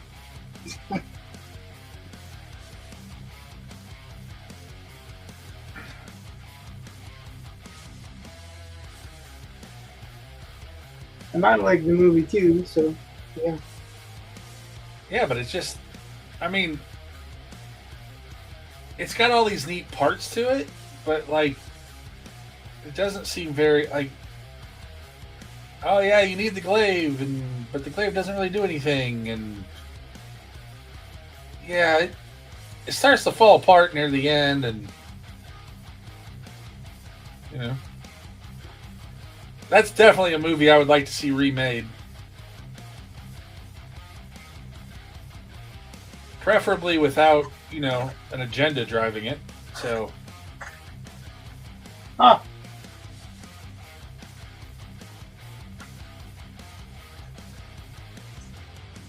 Okay. Creative Face said, I thought it was an interesting mix of science fiction and fantasy. I liked the spider scene and that the villain's lair changed structure. yeah, I hated the villain. That was the only thing I really didn't like about that movie. I mean, as far as parts of the movie, is because it looked like they just didn't clearly have a cool idea for the beast. Yeah. Yeah, it's like they didn't really have a plot. I mean, it's just things happen. Well, they have a plot. Okay. With no They did. motivations. See, the thing is that you relied on the glaive, and the glaive wasn't actually what you should have been relying on.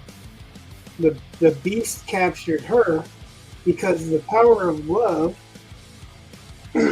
was what it feared, because that was what was represented by passing the flame from her to him.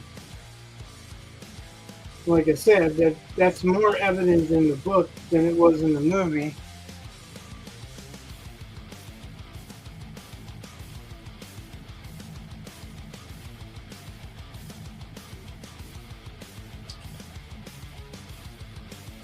But yeah, it wasn't about the glaive.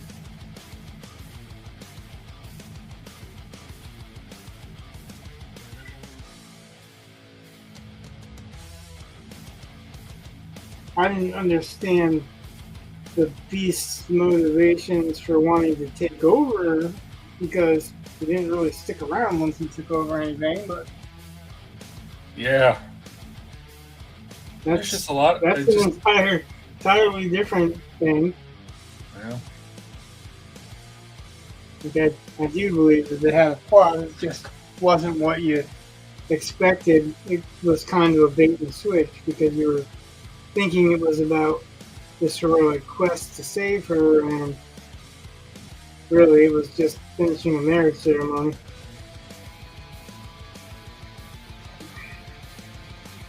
Okay.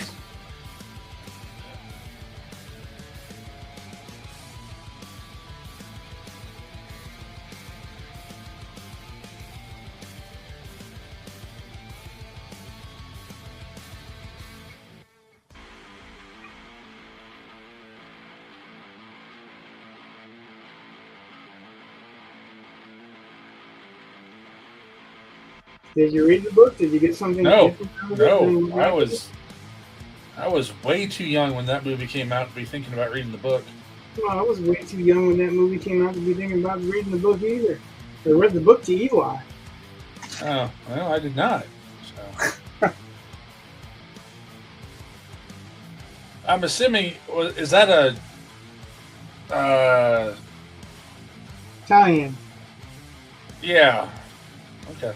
It was Alan Dean Foster. And like, I don't want to talk bad about anybody, but I've never really been a big fan of Alan Dean Foster's. Yeah. And I think there was some opportunities missed in the book, too. Like, I think they could have gone into explaining a lot more. There were a lot of things I did like about it. I liked the Cyclops. I think all the girls like the Fire Steed. Creative Faye said that she liked Legend, which is similar in Hero Saving Damsel. Yeah.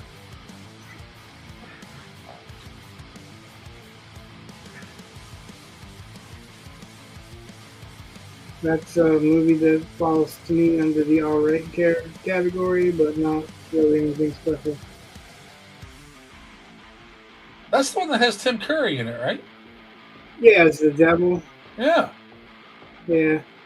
Which is why Tim I think Curry he was should special, cast but as... the movie wasn't. Like, Tim Curry was special in Congo too, but Congo wasn't a great movie. Bruce Campbell was in it too, right? Yeah. And I like Bruce Campbell as well, but it just wasn't the greatest movie. That's all. I just think that Tim Curry should have been cast as Doctor Doom. Would have been amazing. Yeah.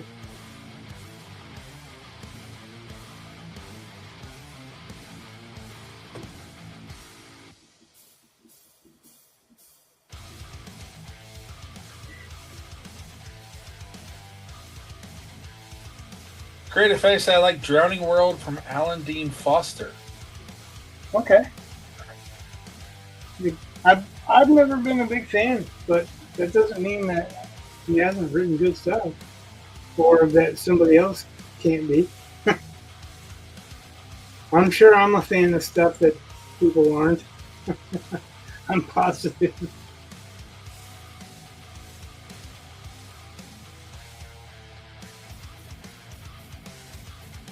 I'm positive.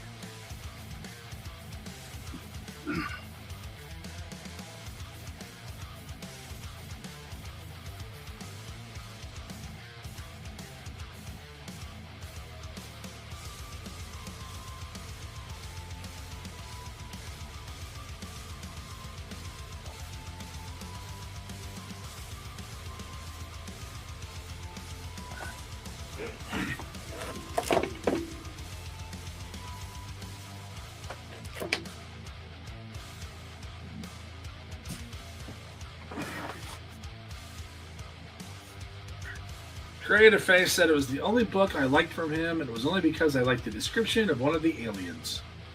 Hey, like, you got every right to like anything from him. Yeah. I fully support that right, by the way.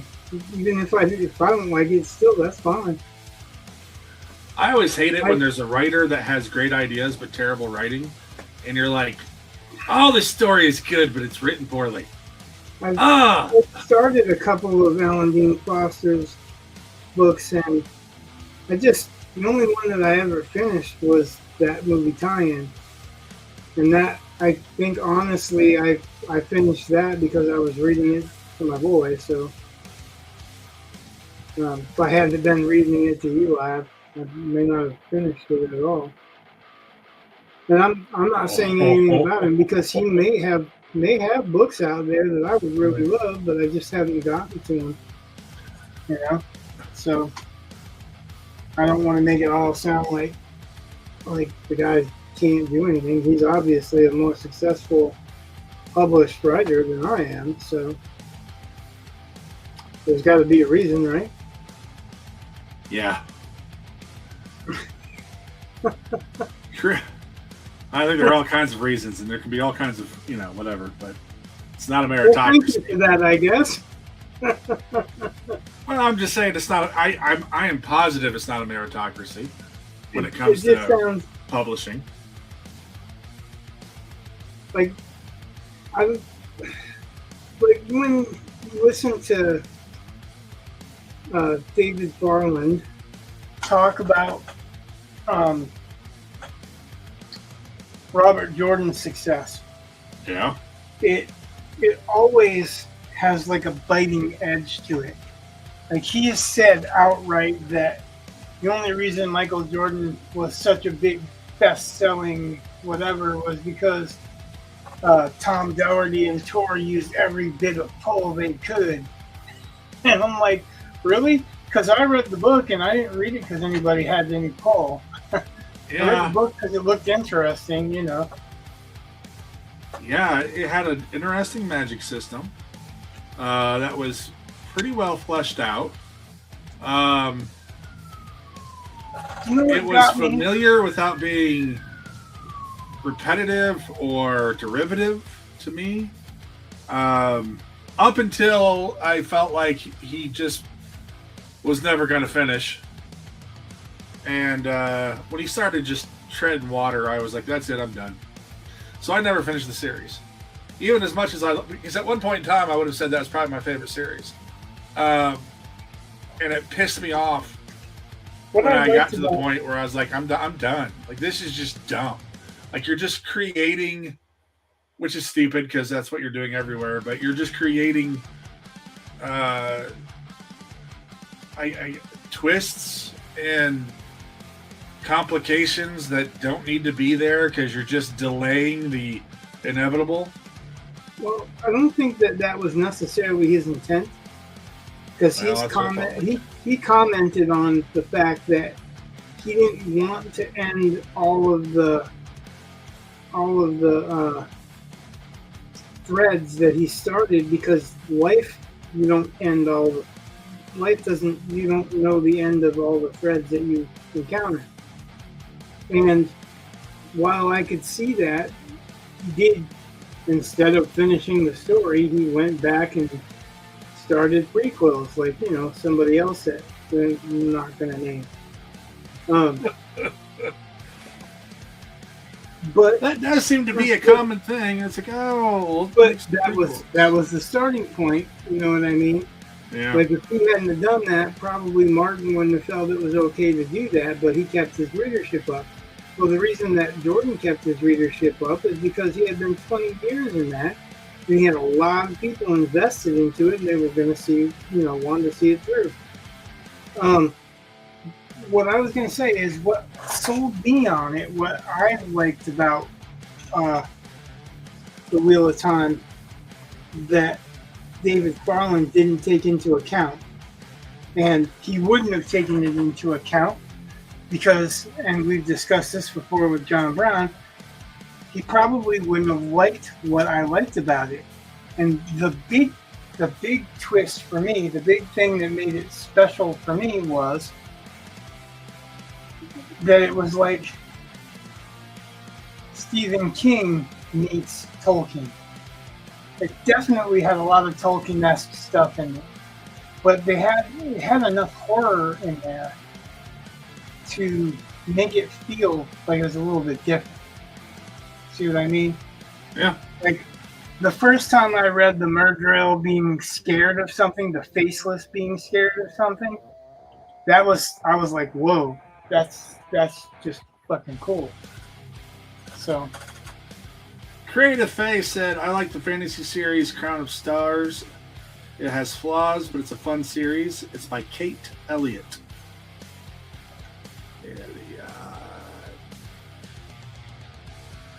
yeah, I don't know it. I don't know either. I actually don't read much for fantasy anymore because they've all taken on a few traits that I just don't want to read about. Really? What are these traits that you do not wish to read about in fantasy? Let's see if I have any of them planned. You probably do. Let's see. Because honestly, some of them I'm reading in your stuff and I wouldn't read it otherwise. So what is it? Well, I don't like witchcraft being good. I don't like, yeah, really, generally things that are bad being good or trying to find a positive spin and making the hero a witch or a murderer or whatever, with not just murderer, but like unrepentant murderer. So, I haven't done that. no, but you've got demons or the like, and Oh my, yeah. if you turn demons into a good guy, it's the same thing. Okay, well, I'm not doing that. Okay. So yeah, I'm not trying to rip into your work or anything. I'm just saying I have no problem. that No, is a common thing in fantasy anymore, that you see that look in the new fantasy releases and see how many of them are witches or about witchcraft or about demons. Huh. And if you're not aware of it, then you'll be surprised. But like I look at bookshelves all the time. When I go for my walks, I generally walk someplace that they have books. So I'm walking in place looking at some of the new releases some of the time.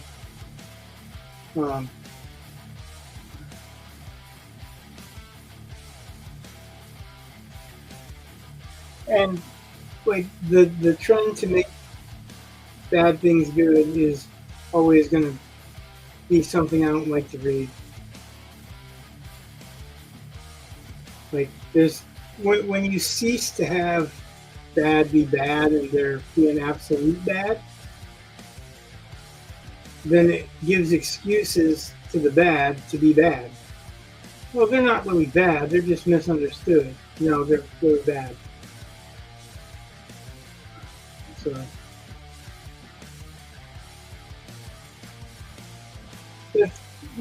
I'm not trying to tear down what anybody else would like, but I see it so commonly in fantasy anymore. Like I don't see anything that doesn't have demons in it, doesn't have witchcraft in it, or doesn't have sorcery to the point where it's basically witchcraft.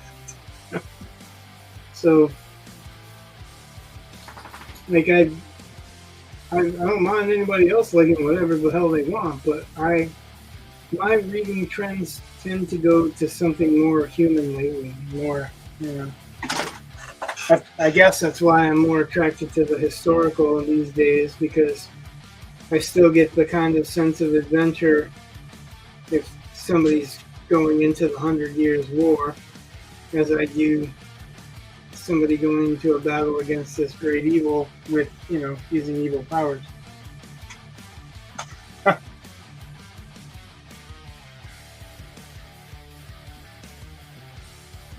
I'm probably going to get a lot of hate for that, but whatever. I mean, really, because it's not interesting. Not interesting to me to see evil win just calling it something else. Oh, I'm going to change my name. I'm still going to be just as evil. Still want to do child sacrifices and blah, blah, blah. But, I'm a good guy.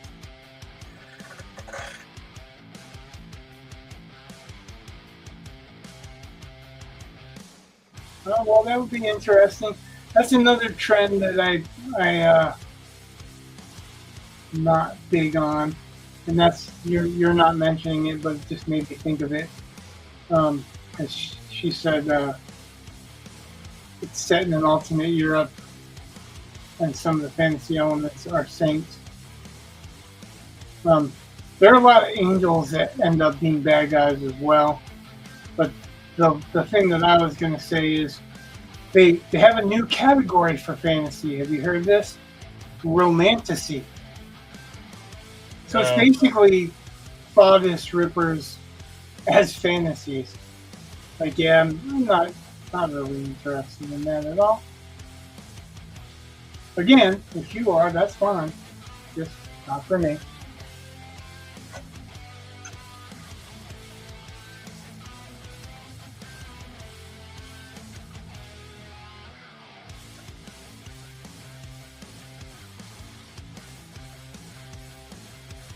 So, let's see. I don't know.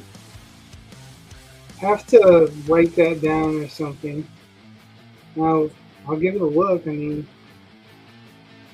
worst it can be is something I don't like and I'll drop it. It's interesting.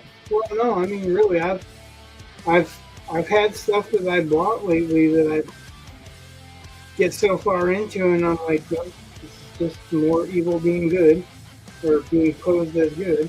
And then I've had stuff that I thought was going to be, something like that, and ended up being different. And I'm not going to make any claims until I read it, or at least read enough of it to know if I agree with it. Gonna try to give it a fair evaluation.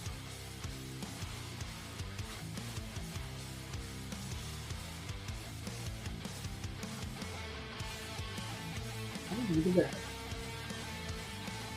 That was purely accidental.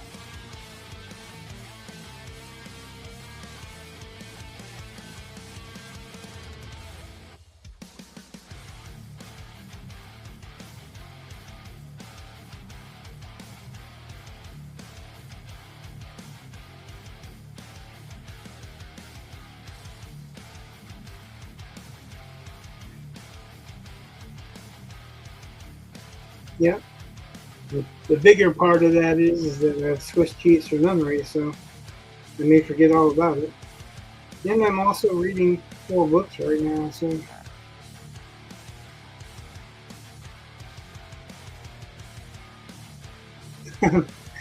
reading 4 books, writing one, writing a short story, editing another short story. Well, I guess that one's not really a short story. It's more of a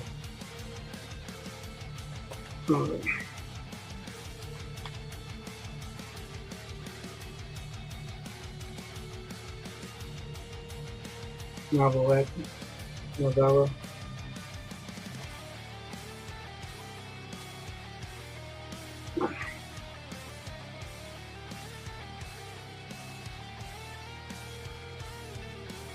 Creative Face said, I am currently reading William Morris, The Glittering Plain, and The Hobbit. I like The Hobbit. I think Brett has a different opinion. Oh. But that's cool. And, Hobbit's great for young people.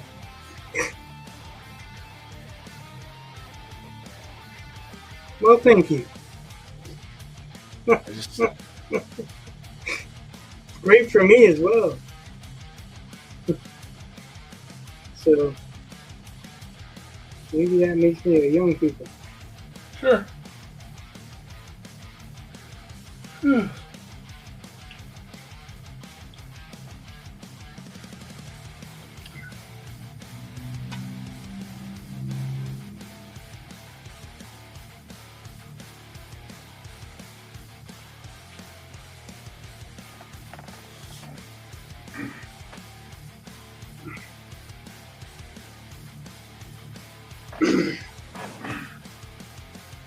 Hobbit's one of those books that got me into reading and writing fantasy.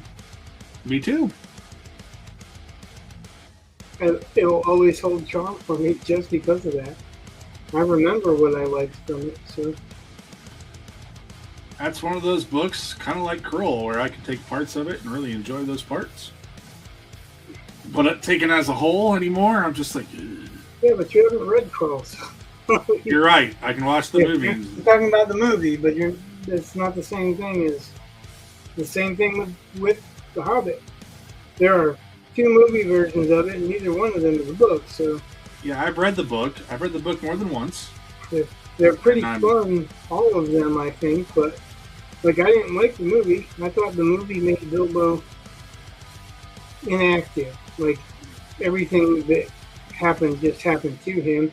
And I felt in the book that he made decisions and did things. Even though he was forced into them, he still made decisions and did things. And he was more proactive.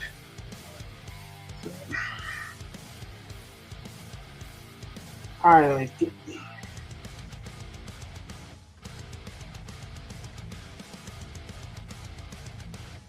When Bilbo is being proactive and making decisions, it's a great book. Okay.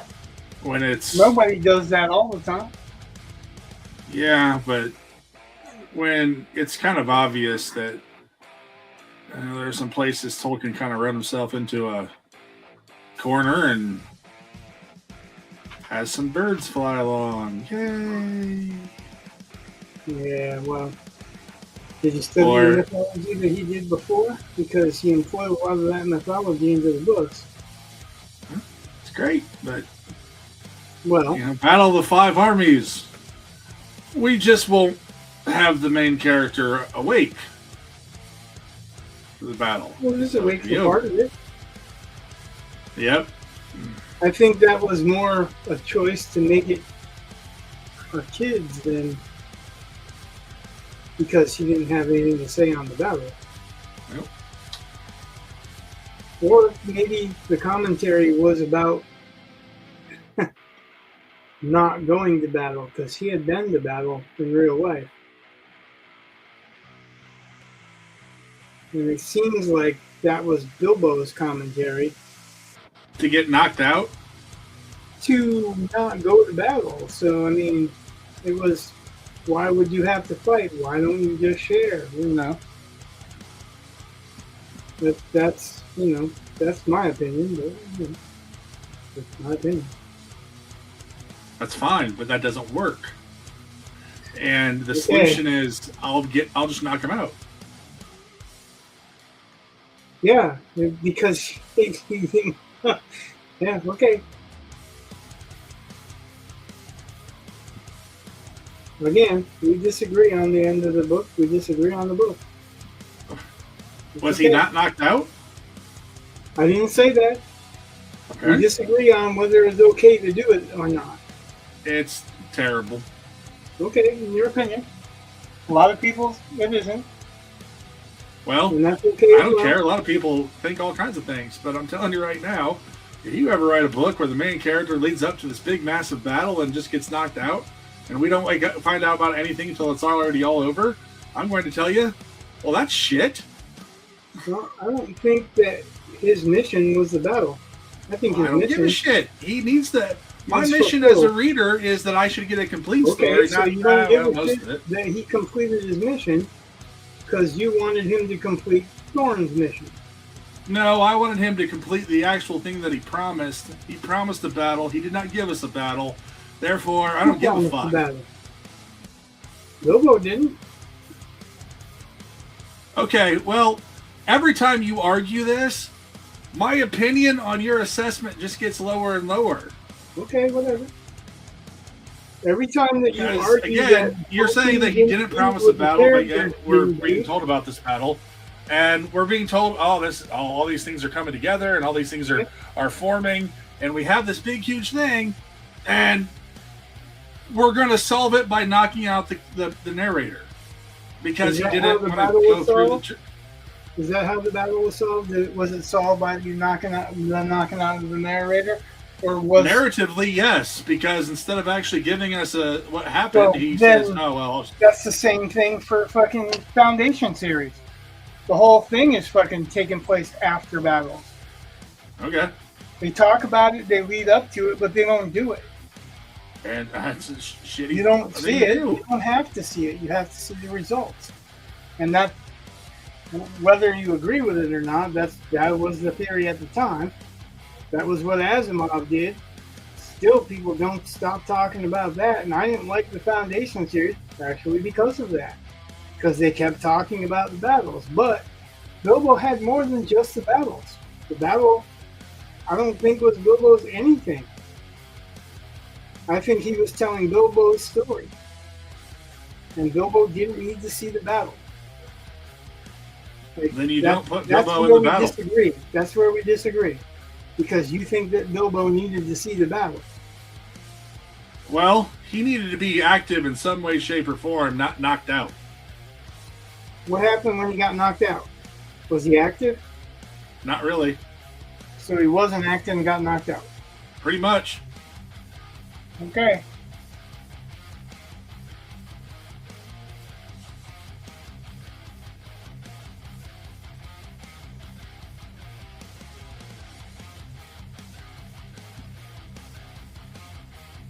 It still is not going to make me like the book any less. Okay, but again, every time you want to sit there and defend it, I just think, well, Why he should thinks I The defend Hobbit's it? well written. It's So, fucking known all over the world. I don't have to defend it. oh, okay. But You again, just don't like my opinion on it, and that's okay. You don't have to like my opinion on it. you're right. And every time you bring it up, though, I'm just like, okay, if you think that's good, but I don't. Okay, so what I said was you and I have different opinions on it. Yep, I think that And then- technique and then sucks. every time I say You think that, it's I okay. argue it. And like I'm not arguing it. I'm saying we have different opinions on it. Is that not true? Actually, that's not true, because this is what you do. You say, well, we have different opinions, and here's how you're wrong. But then No, you I say, didn't. oh, no, I You just said said we're we're having saying different no. opinions. So, okay, I mean, all right. But again, if you want to sit there and say, well, we have different opinions, you're right, we do. And I'm telling you right now, every time you defend it, I just think, oh, okay, that just means you like that technique. And if you like that technique, I question I got to question that. I don't care what you question. I didn't bring it up to say that. I was saying that it's a divisive point. You and I have different opinions on it. You always come up with your opinion on it. Like, I'm never saying, hey, let's discuss this. I just said we have different opinions. And then you're like, oh, you're an idiot. So I didn't say you're an idiot. I said I have to question Really, your you judgment. question my fucking ability now. Well, I question your opinion. Okay. Why would you question my opinion? Because I have an opinion that's opposing to you. Because of the technique. Because I can go through and tell you all the parts that I think are good out of The Hobbit. Then I can go through and point to the parts that I think are wrong. I can tell you why I think they're wrong. Now, you have. If you want to tell me that, again, you can sit there and say, I like these parts more than I think that detracts. That's perfectly fine. You can say, I value this part more than I... As long as I agree with you. Like, I'm just saying, we don't agree. And then I'm saying, would you agree that we don't agree? And you're like, no. Well, because again, you don't just say we disagree. You go through and try to tell me how I'm wrong. And that's okay, except for... That's what you're doing. Yeah, you're right. 100% I'm trying to tell you how you're wrong. Because I'm telling you right now, if you were to do the exact same thing in your writing, I would tell you right then and there. That's a shit move. Okay. And I would take it like that's your opinion. Well, okay. How many people have bought The Hobbit? How many people love that book? How many people think it's an awesome book? Same thing with other books that you don't like. So I'm just saying there are other people's opinions, and they don't feel the same way as you do. Yeah, but again, that's a matter. You can sit there and say, I don't value think that's different a matter parts of than an you argument, do. But to say that, that was a good move on his part, that, you definitely should have your main character knocked out for the main event. I didn't say it was a good move. I said, I'm not complaining about it. I don't see it as a big deal. You see it as a big deal. I didn't see it as a big deal, but that's okay. Okay. It's a big deal in your opinion. I know that. You made that abundantly clear. But when you go through and try to say that I'm wrong... abundantly clear. So, I mean, that means we have a different opinion. That's okay. We don't have to agree. I'm not trying to convince you that you're wrong.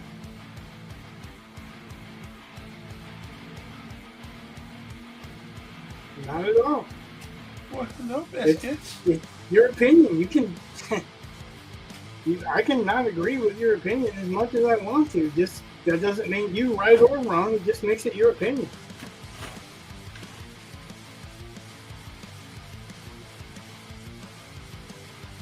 It did not affect me the same way it affected you. Apparently, you're really mad about it. Apparently, I'm not. Rich, you're the one who keeps going on about it, and you're the one who kept trying to tell me all the ways that I'm wrong. Okay, okay. No.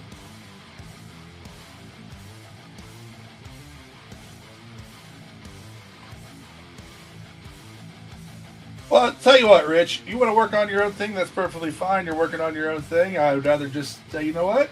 It's been a pleasant, wonderful evening. And, I wish you well. Creative Faye, I wish you absolutely well in your endeavors. Thank you for coming in. Thank you for commenting. I'm so sorry. Uh, I appreciate the comment, girls. You're both pretty. I found that absolutely hilarious, and I appreciate that immensely. But I think it's it sounds like a good time for me to say adios, and I will see you later. I'm not saying, Rich, we're ending the stream. I'm simply saying I think it's a good time for me to say good night, and I will see you guys later.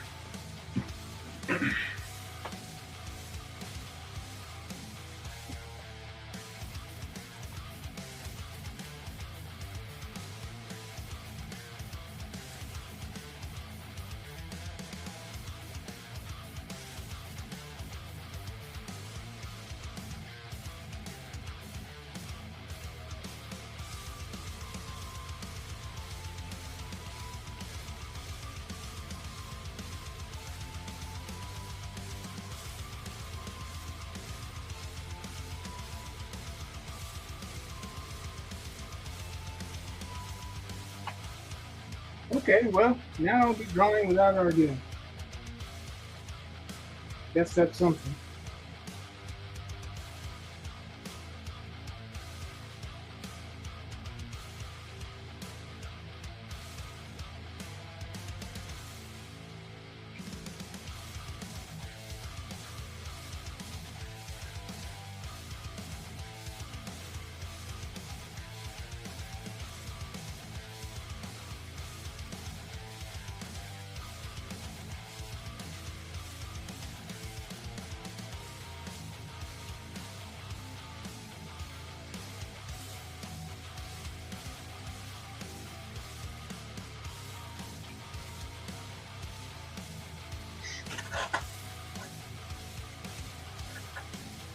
Thanks.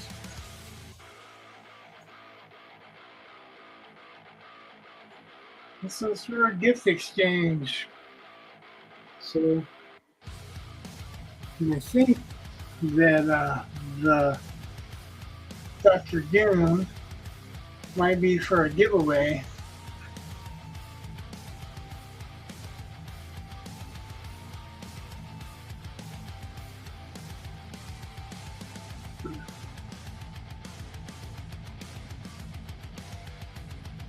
I'm going to actually have to write down what you said, because I won't remember that author or the series unless I have read it and really liked it. Then I commit that kind of stuff to memory.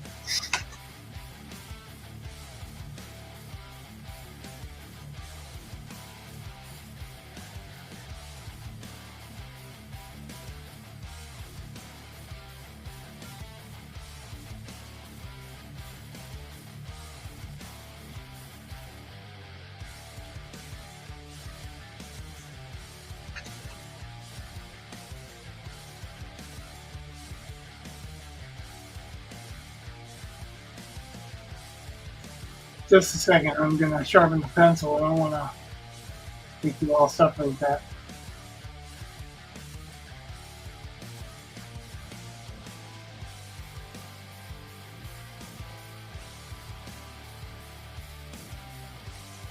The last comics I read were Nottingham. That was Mad Cave Comics. They have a much more cartoony style, but I really like it. So. And that's pretty dark. How many pages will a first issue be? Well, I don't know if there'll be more than one issue. It's a graphic novel, so the plan is right around 60, give or take. Where this is planning on page 7. See, you can see how it's going. This is not the first time we've had a do like this in regards to something inconsequential to what we're working on. We're both very passionate about what we're writing and reading and whatever.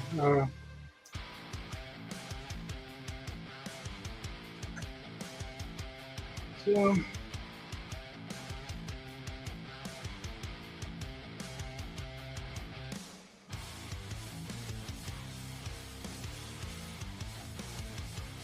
I'm not sure if it's fortunate or unfortunate. Oh yeah, Aaron. Yep.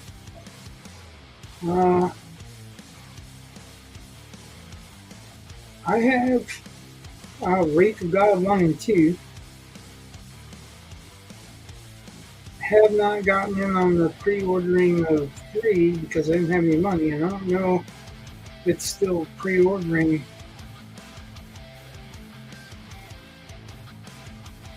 I do like Aaron's work.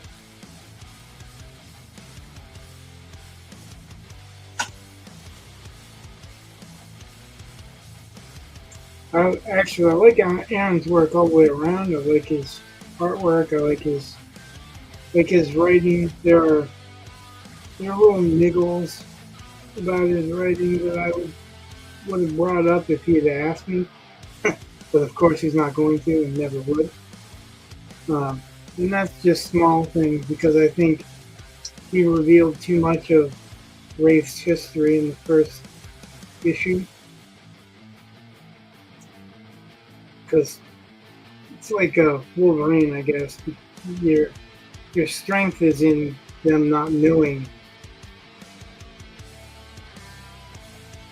the history, so.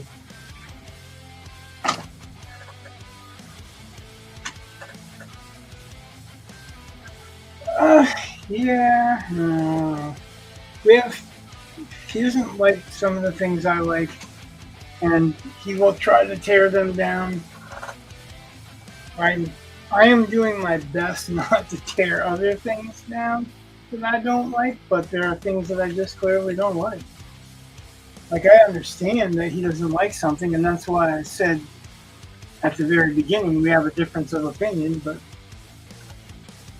it can never just be that and leave it at that.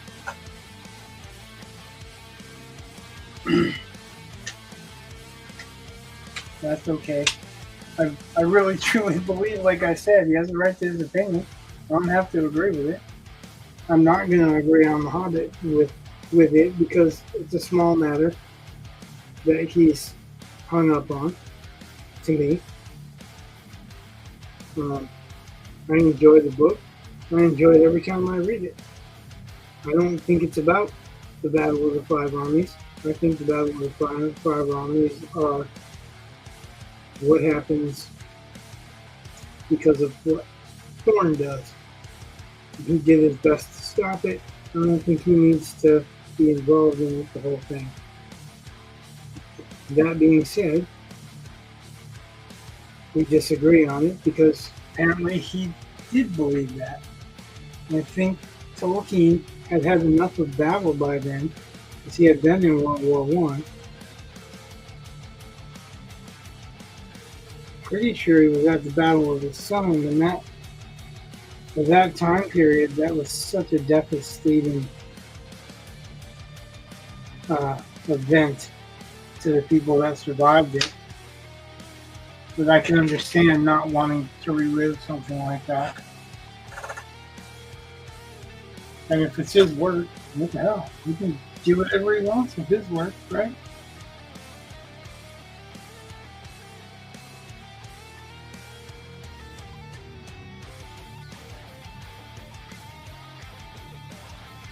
Like, I don't think I would have done it that way, but I don't care that he did.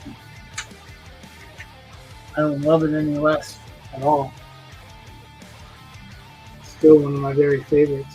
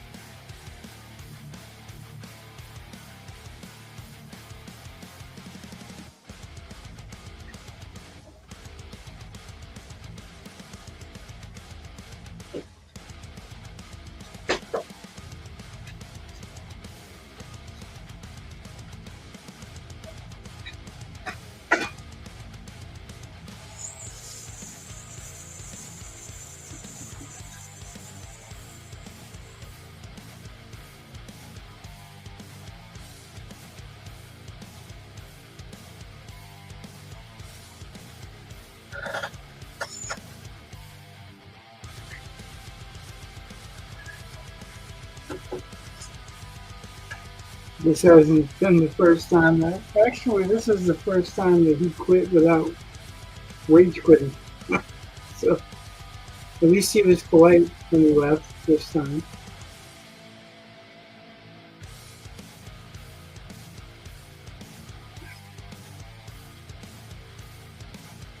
And I do have quite a bit of respect for him, even though it doesn't sound like it, I guess.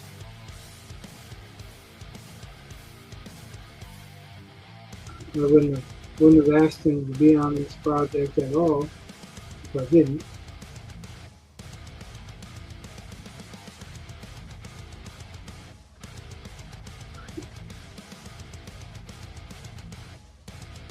And I think because he's a teacher sometimes, he doesn't like to have his views argued with. But because I'm an asshole and argue with anybody,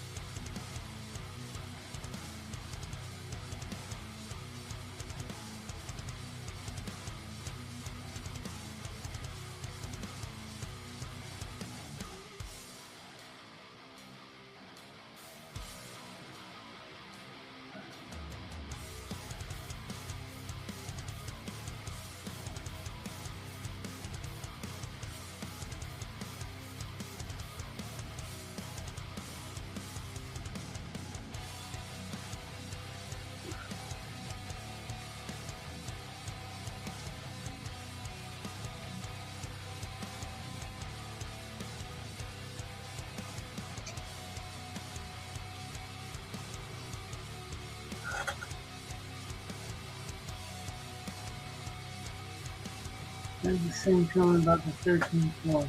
About the main character. Should have been more pivotal in the bosses. Yeah, I guess maybe. Hold on for the sharpening sound again.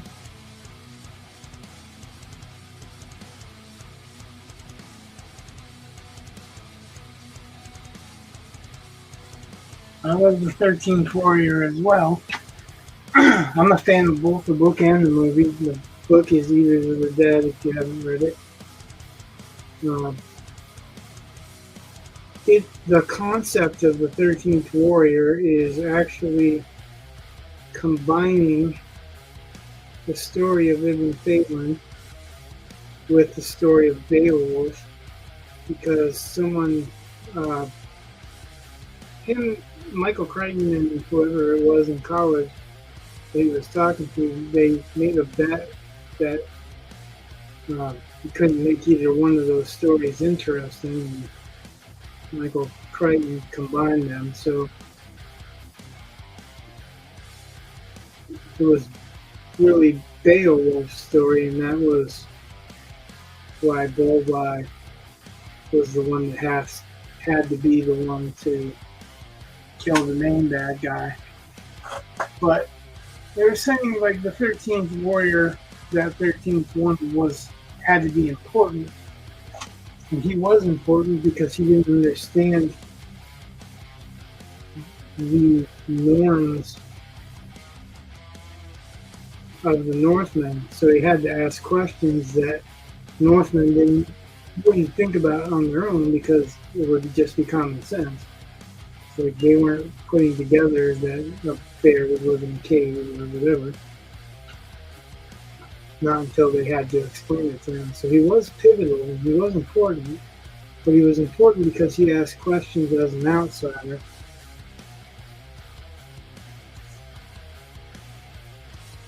You read part of it. Oh, I read it in a day. But, that's it. Same thing as I was saying to Brett. Everybody's mileage is going to vary.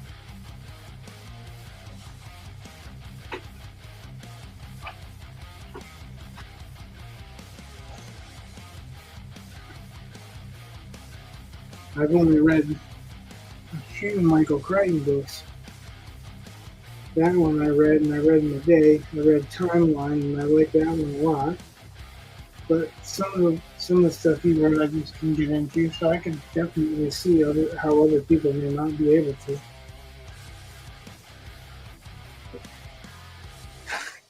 But I wouldn't question their ability to reason if they didn't agree with me.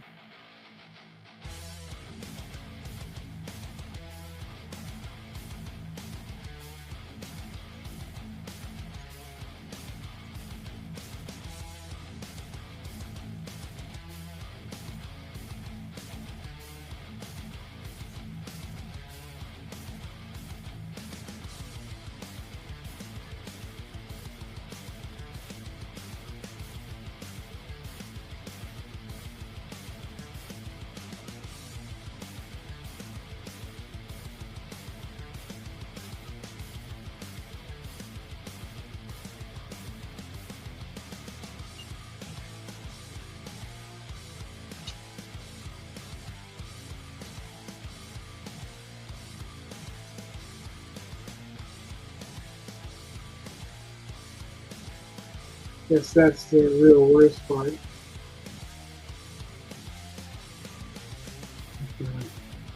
There's a level of respect. I don't agree with him, but I respect him.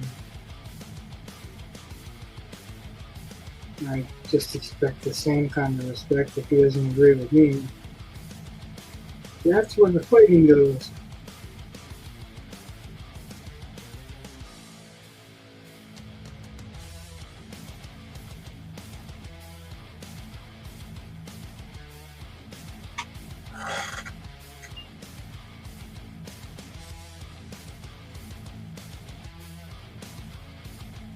Oh, yeah. I did not read the Jurassic Park books. Actually, I didn't see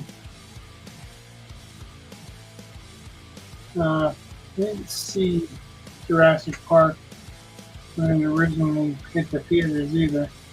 I know that's sacrilege too, but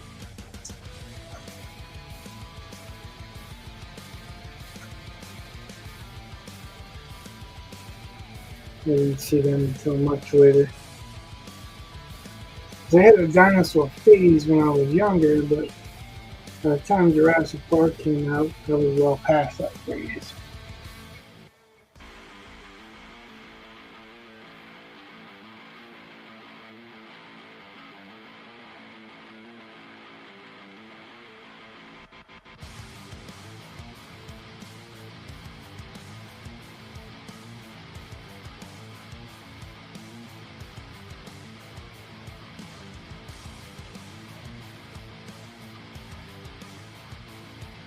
I'm gonna watch the movies later.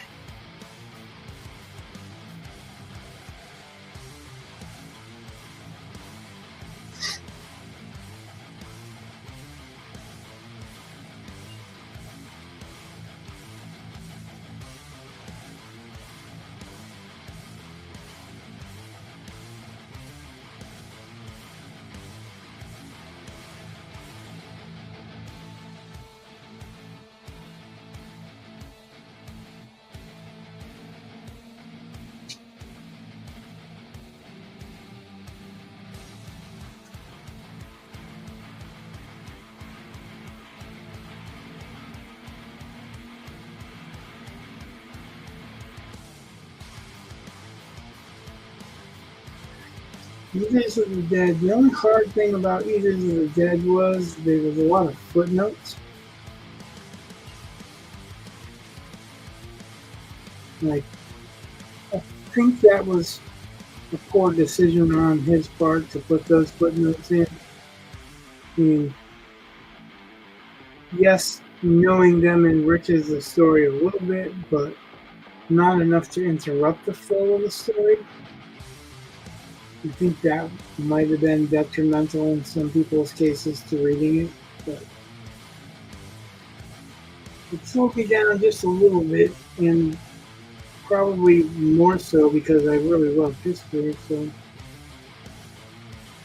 when he's doing the footnotes, it's about like how the Vikings do their longhouses and or did their longhouses, and the irony is that they didn't do that in the movie at all. So all that work didn't go into the movie. And I know there was a falling out between Michael Crichton and John McTiernan, who was the director. I really liked Dennis Throne's portrayal of Herbert the Joyous. That's what made the movie great for me. And then never really saw him in anything else after that. The first place that I saw Mads Mikkelsen was in King Arthur as Tristan. And then you see him all over the place after that. I wish that would have been the case with Dennis Stone, because I thought his Herder the Joyous was really one of the best things about that movie.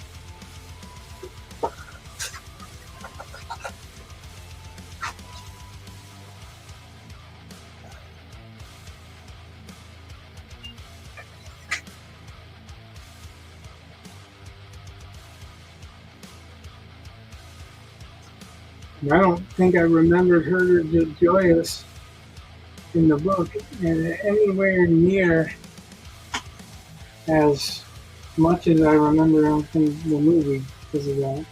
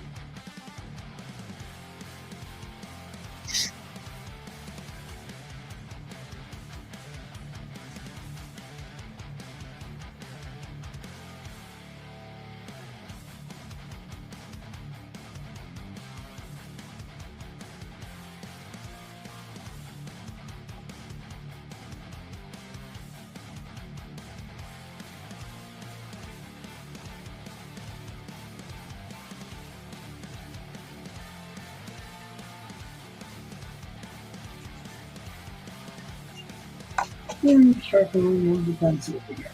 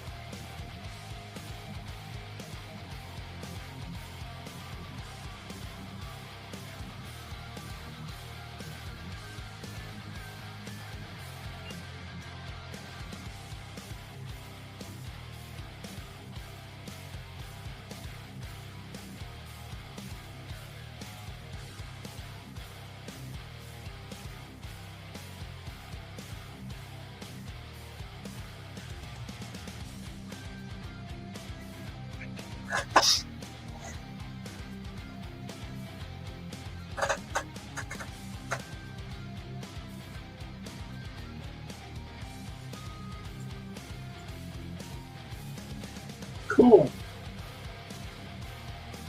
If you tag me, then I'll share it on stream. If you want me to share it on stream, obviously. Some people want to keep their secrets until later. I'm not opposed.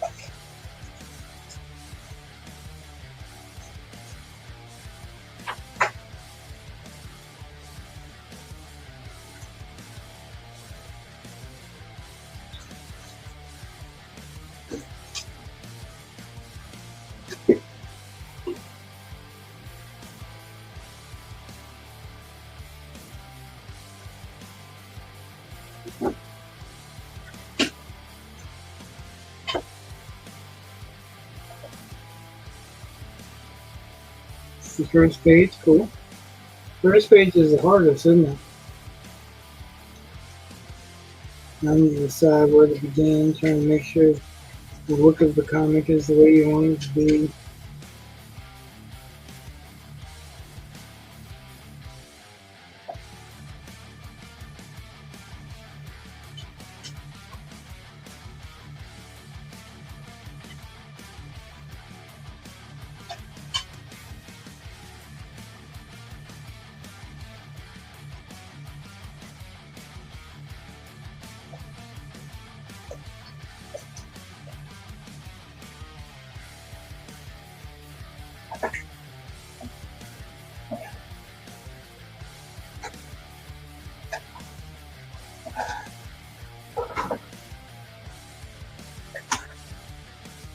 Did you do a lot of drawings trying to get the character to look the way you want it to from all angles so that you have a point of reference?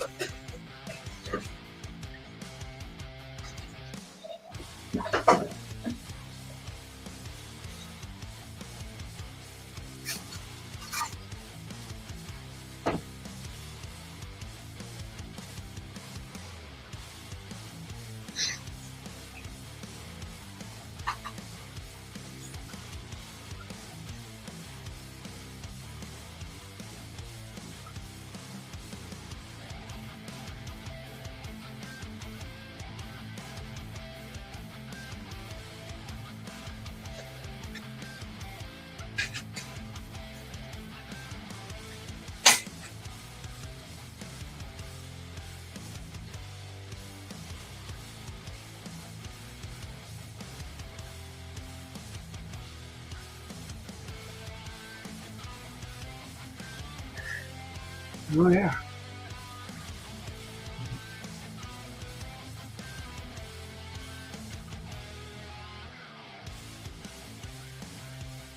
Very lukewarm on prologues. Sometimes I think they're necessary, and sometimes I think they should just be a first chapter.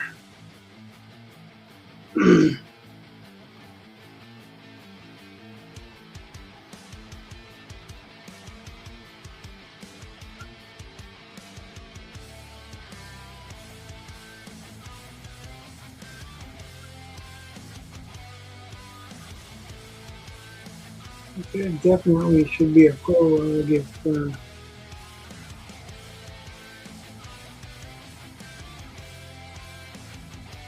you're starting off with something that isn't directly involved with the story yet.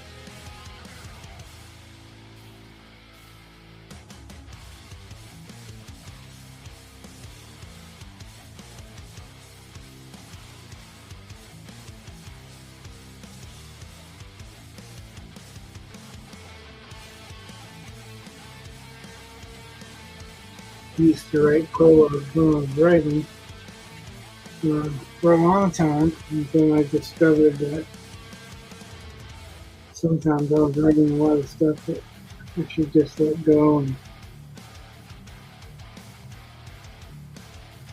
write as a first chapter.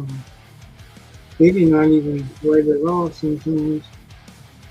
That's the hard part, is to decide, like I was saying, when you're telling a story in comic form, you have to decide what takes place between the panels, between, like in the gutters, for the reader to put it together. It's kind of like storyboards to a movie, and when you're storyboarding a movie, you don't need to draw every little thing that happens, because some of it you kind of know has to happen between point A and point B to make it happen.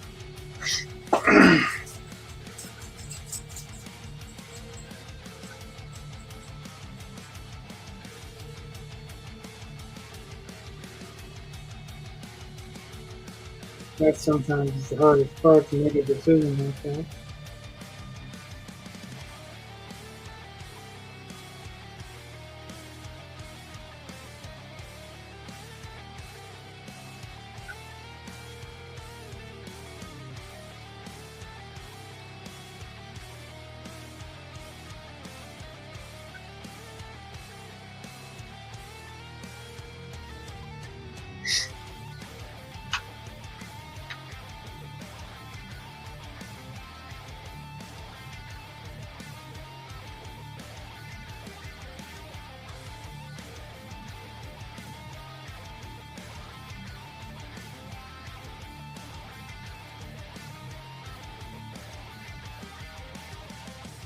what I find is the further along I get into this process, the less it bothers me.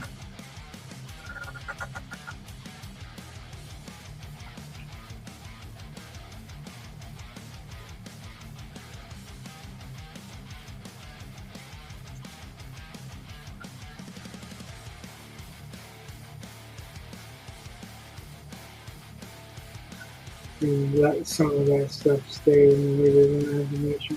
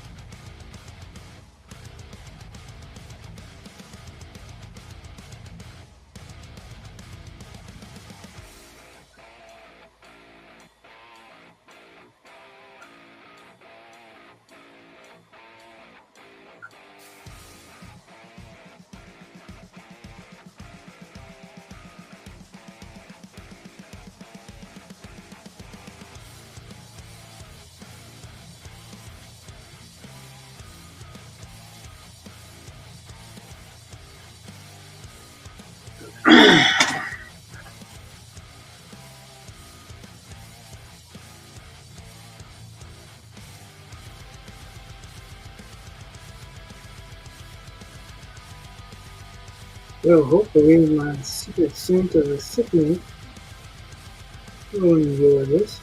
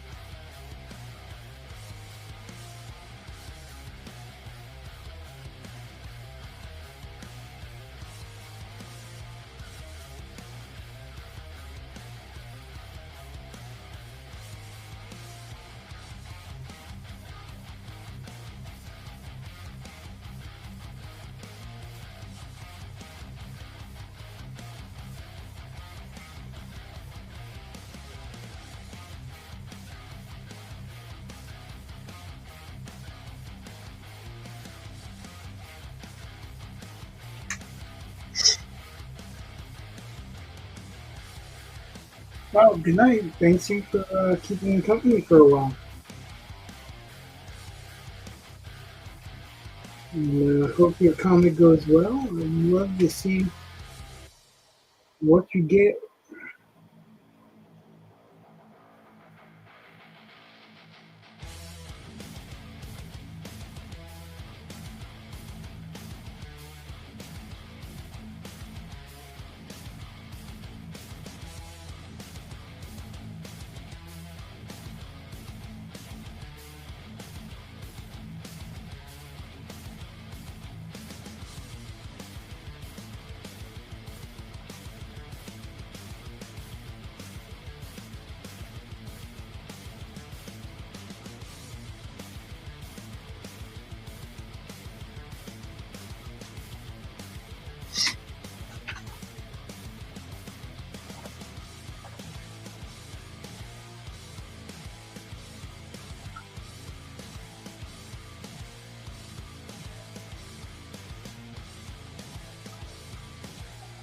Right, well.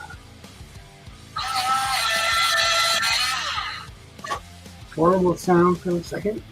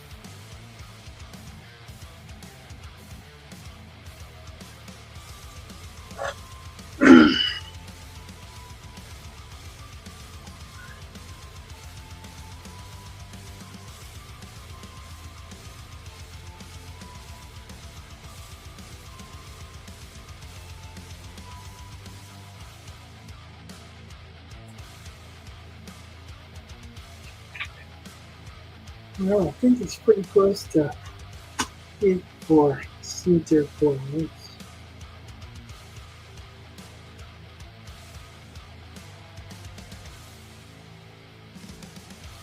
And you put a little print.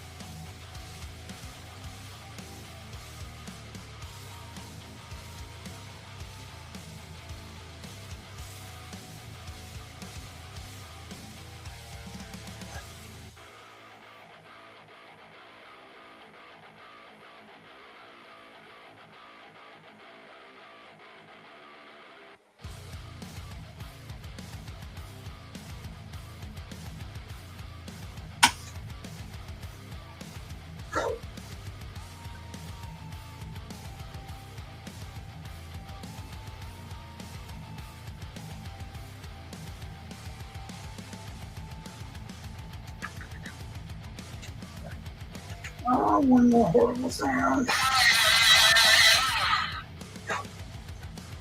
Because I can never be rolling up alone.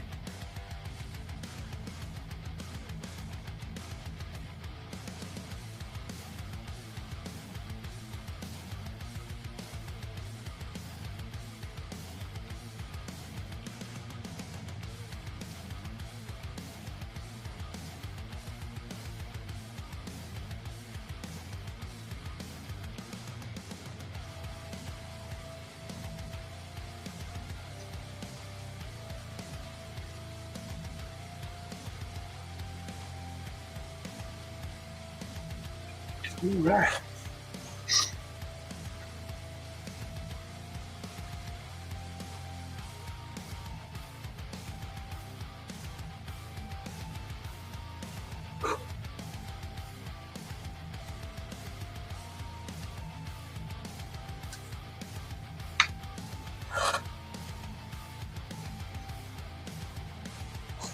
See if I can clean close without losing everything.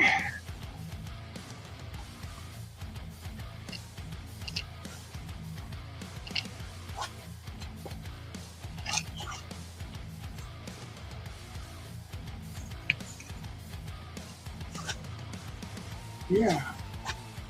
Ain't coming close. I'm just don't know one. Let me keep it there.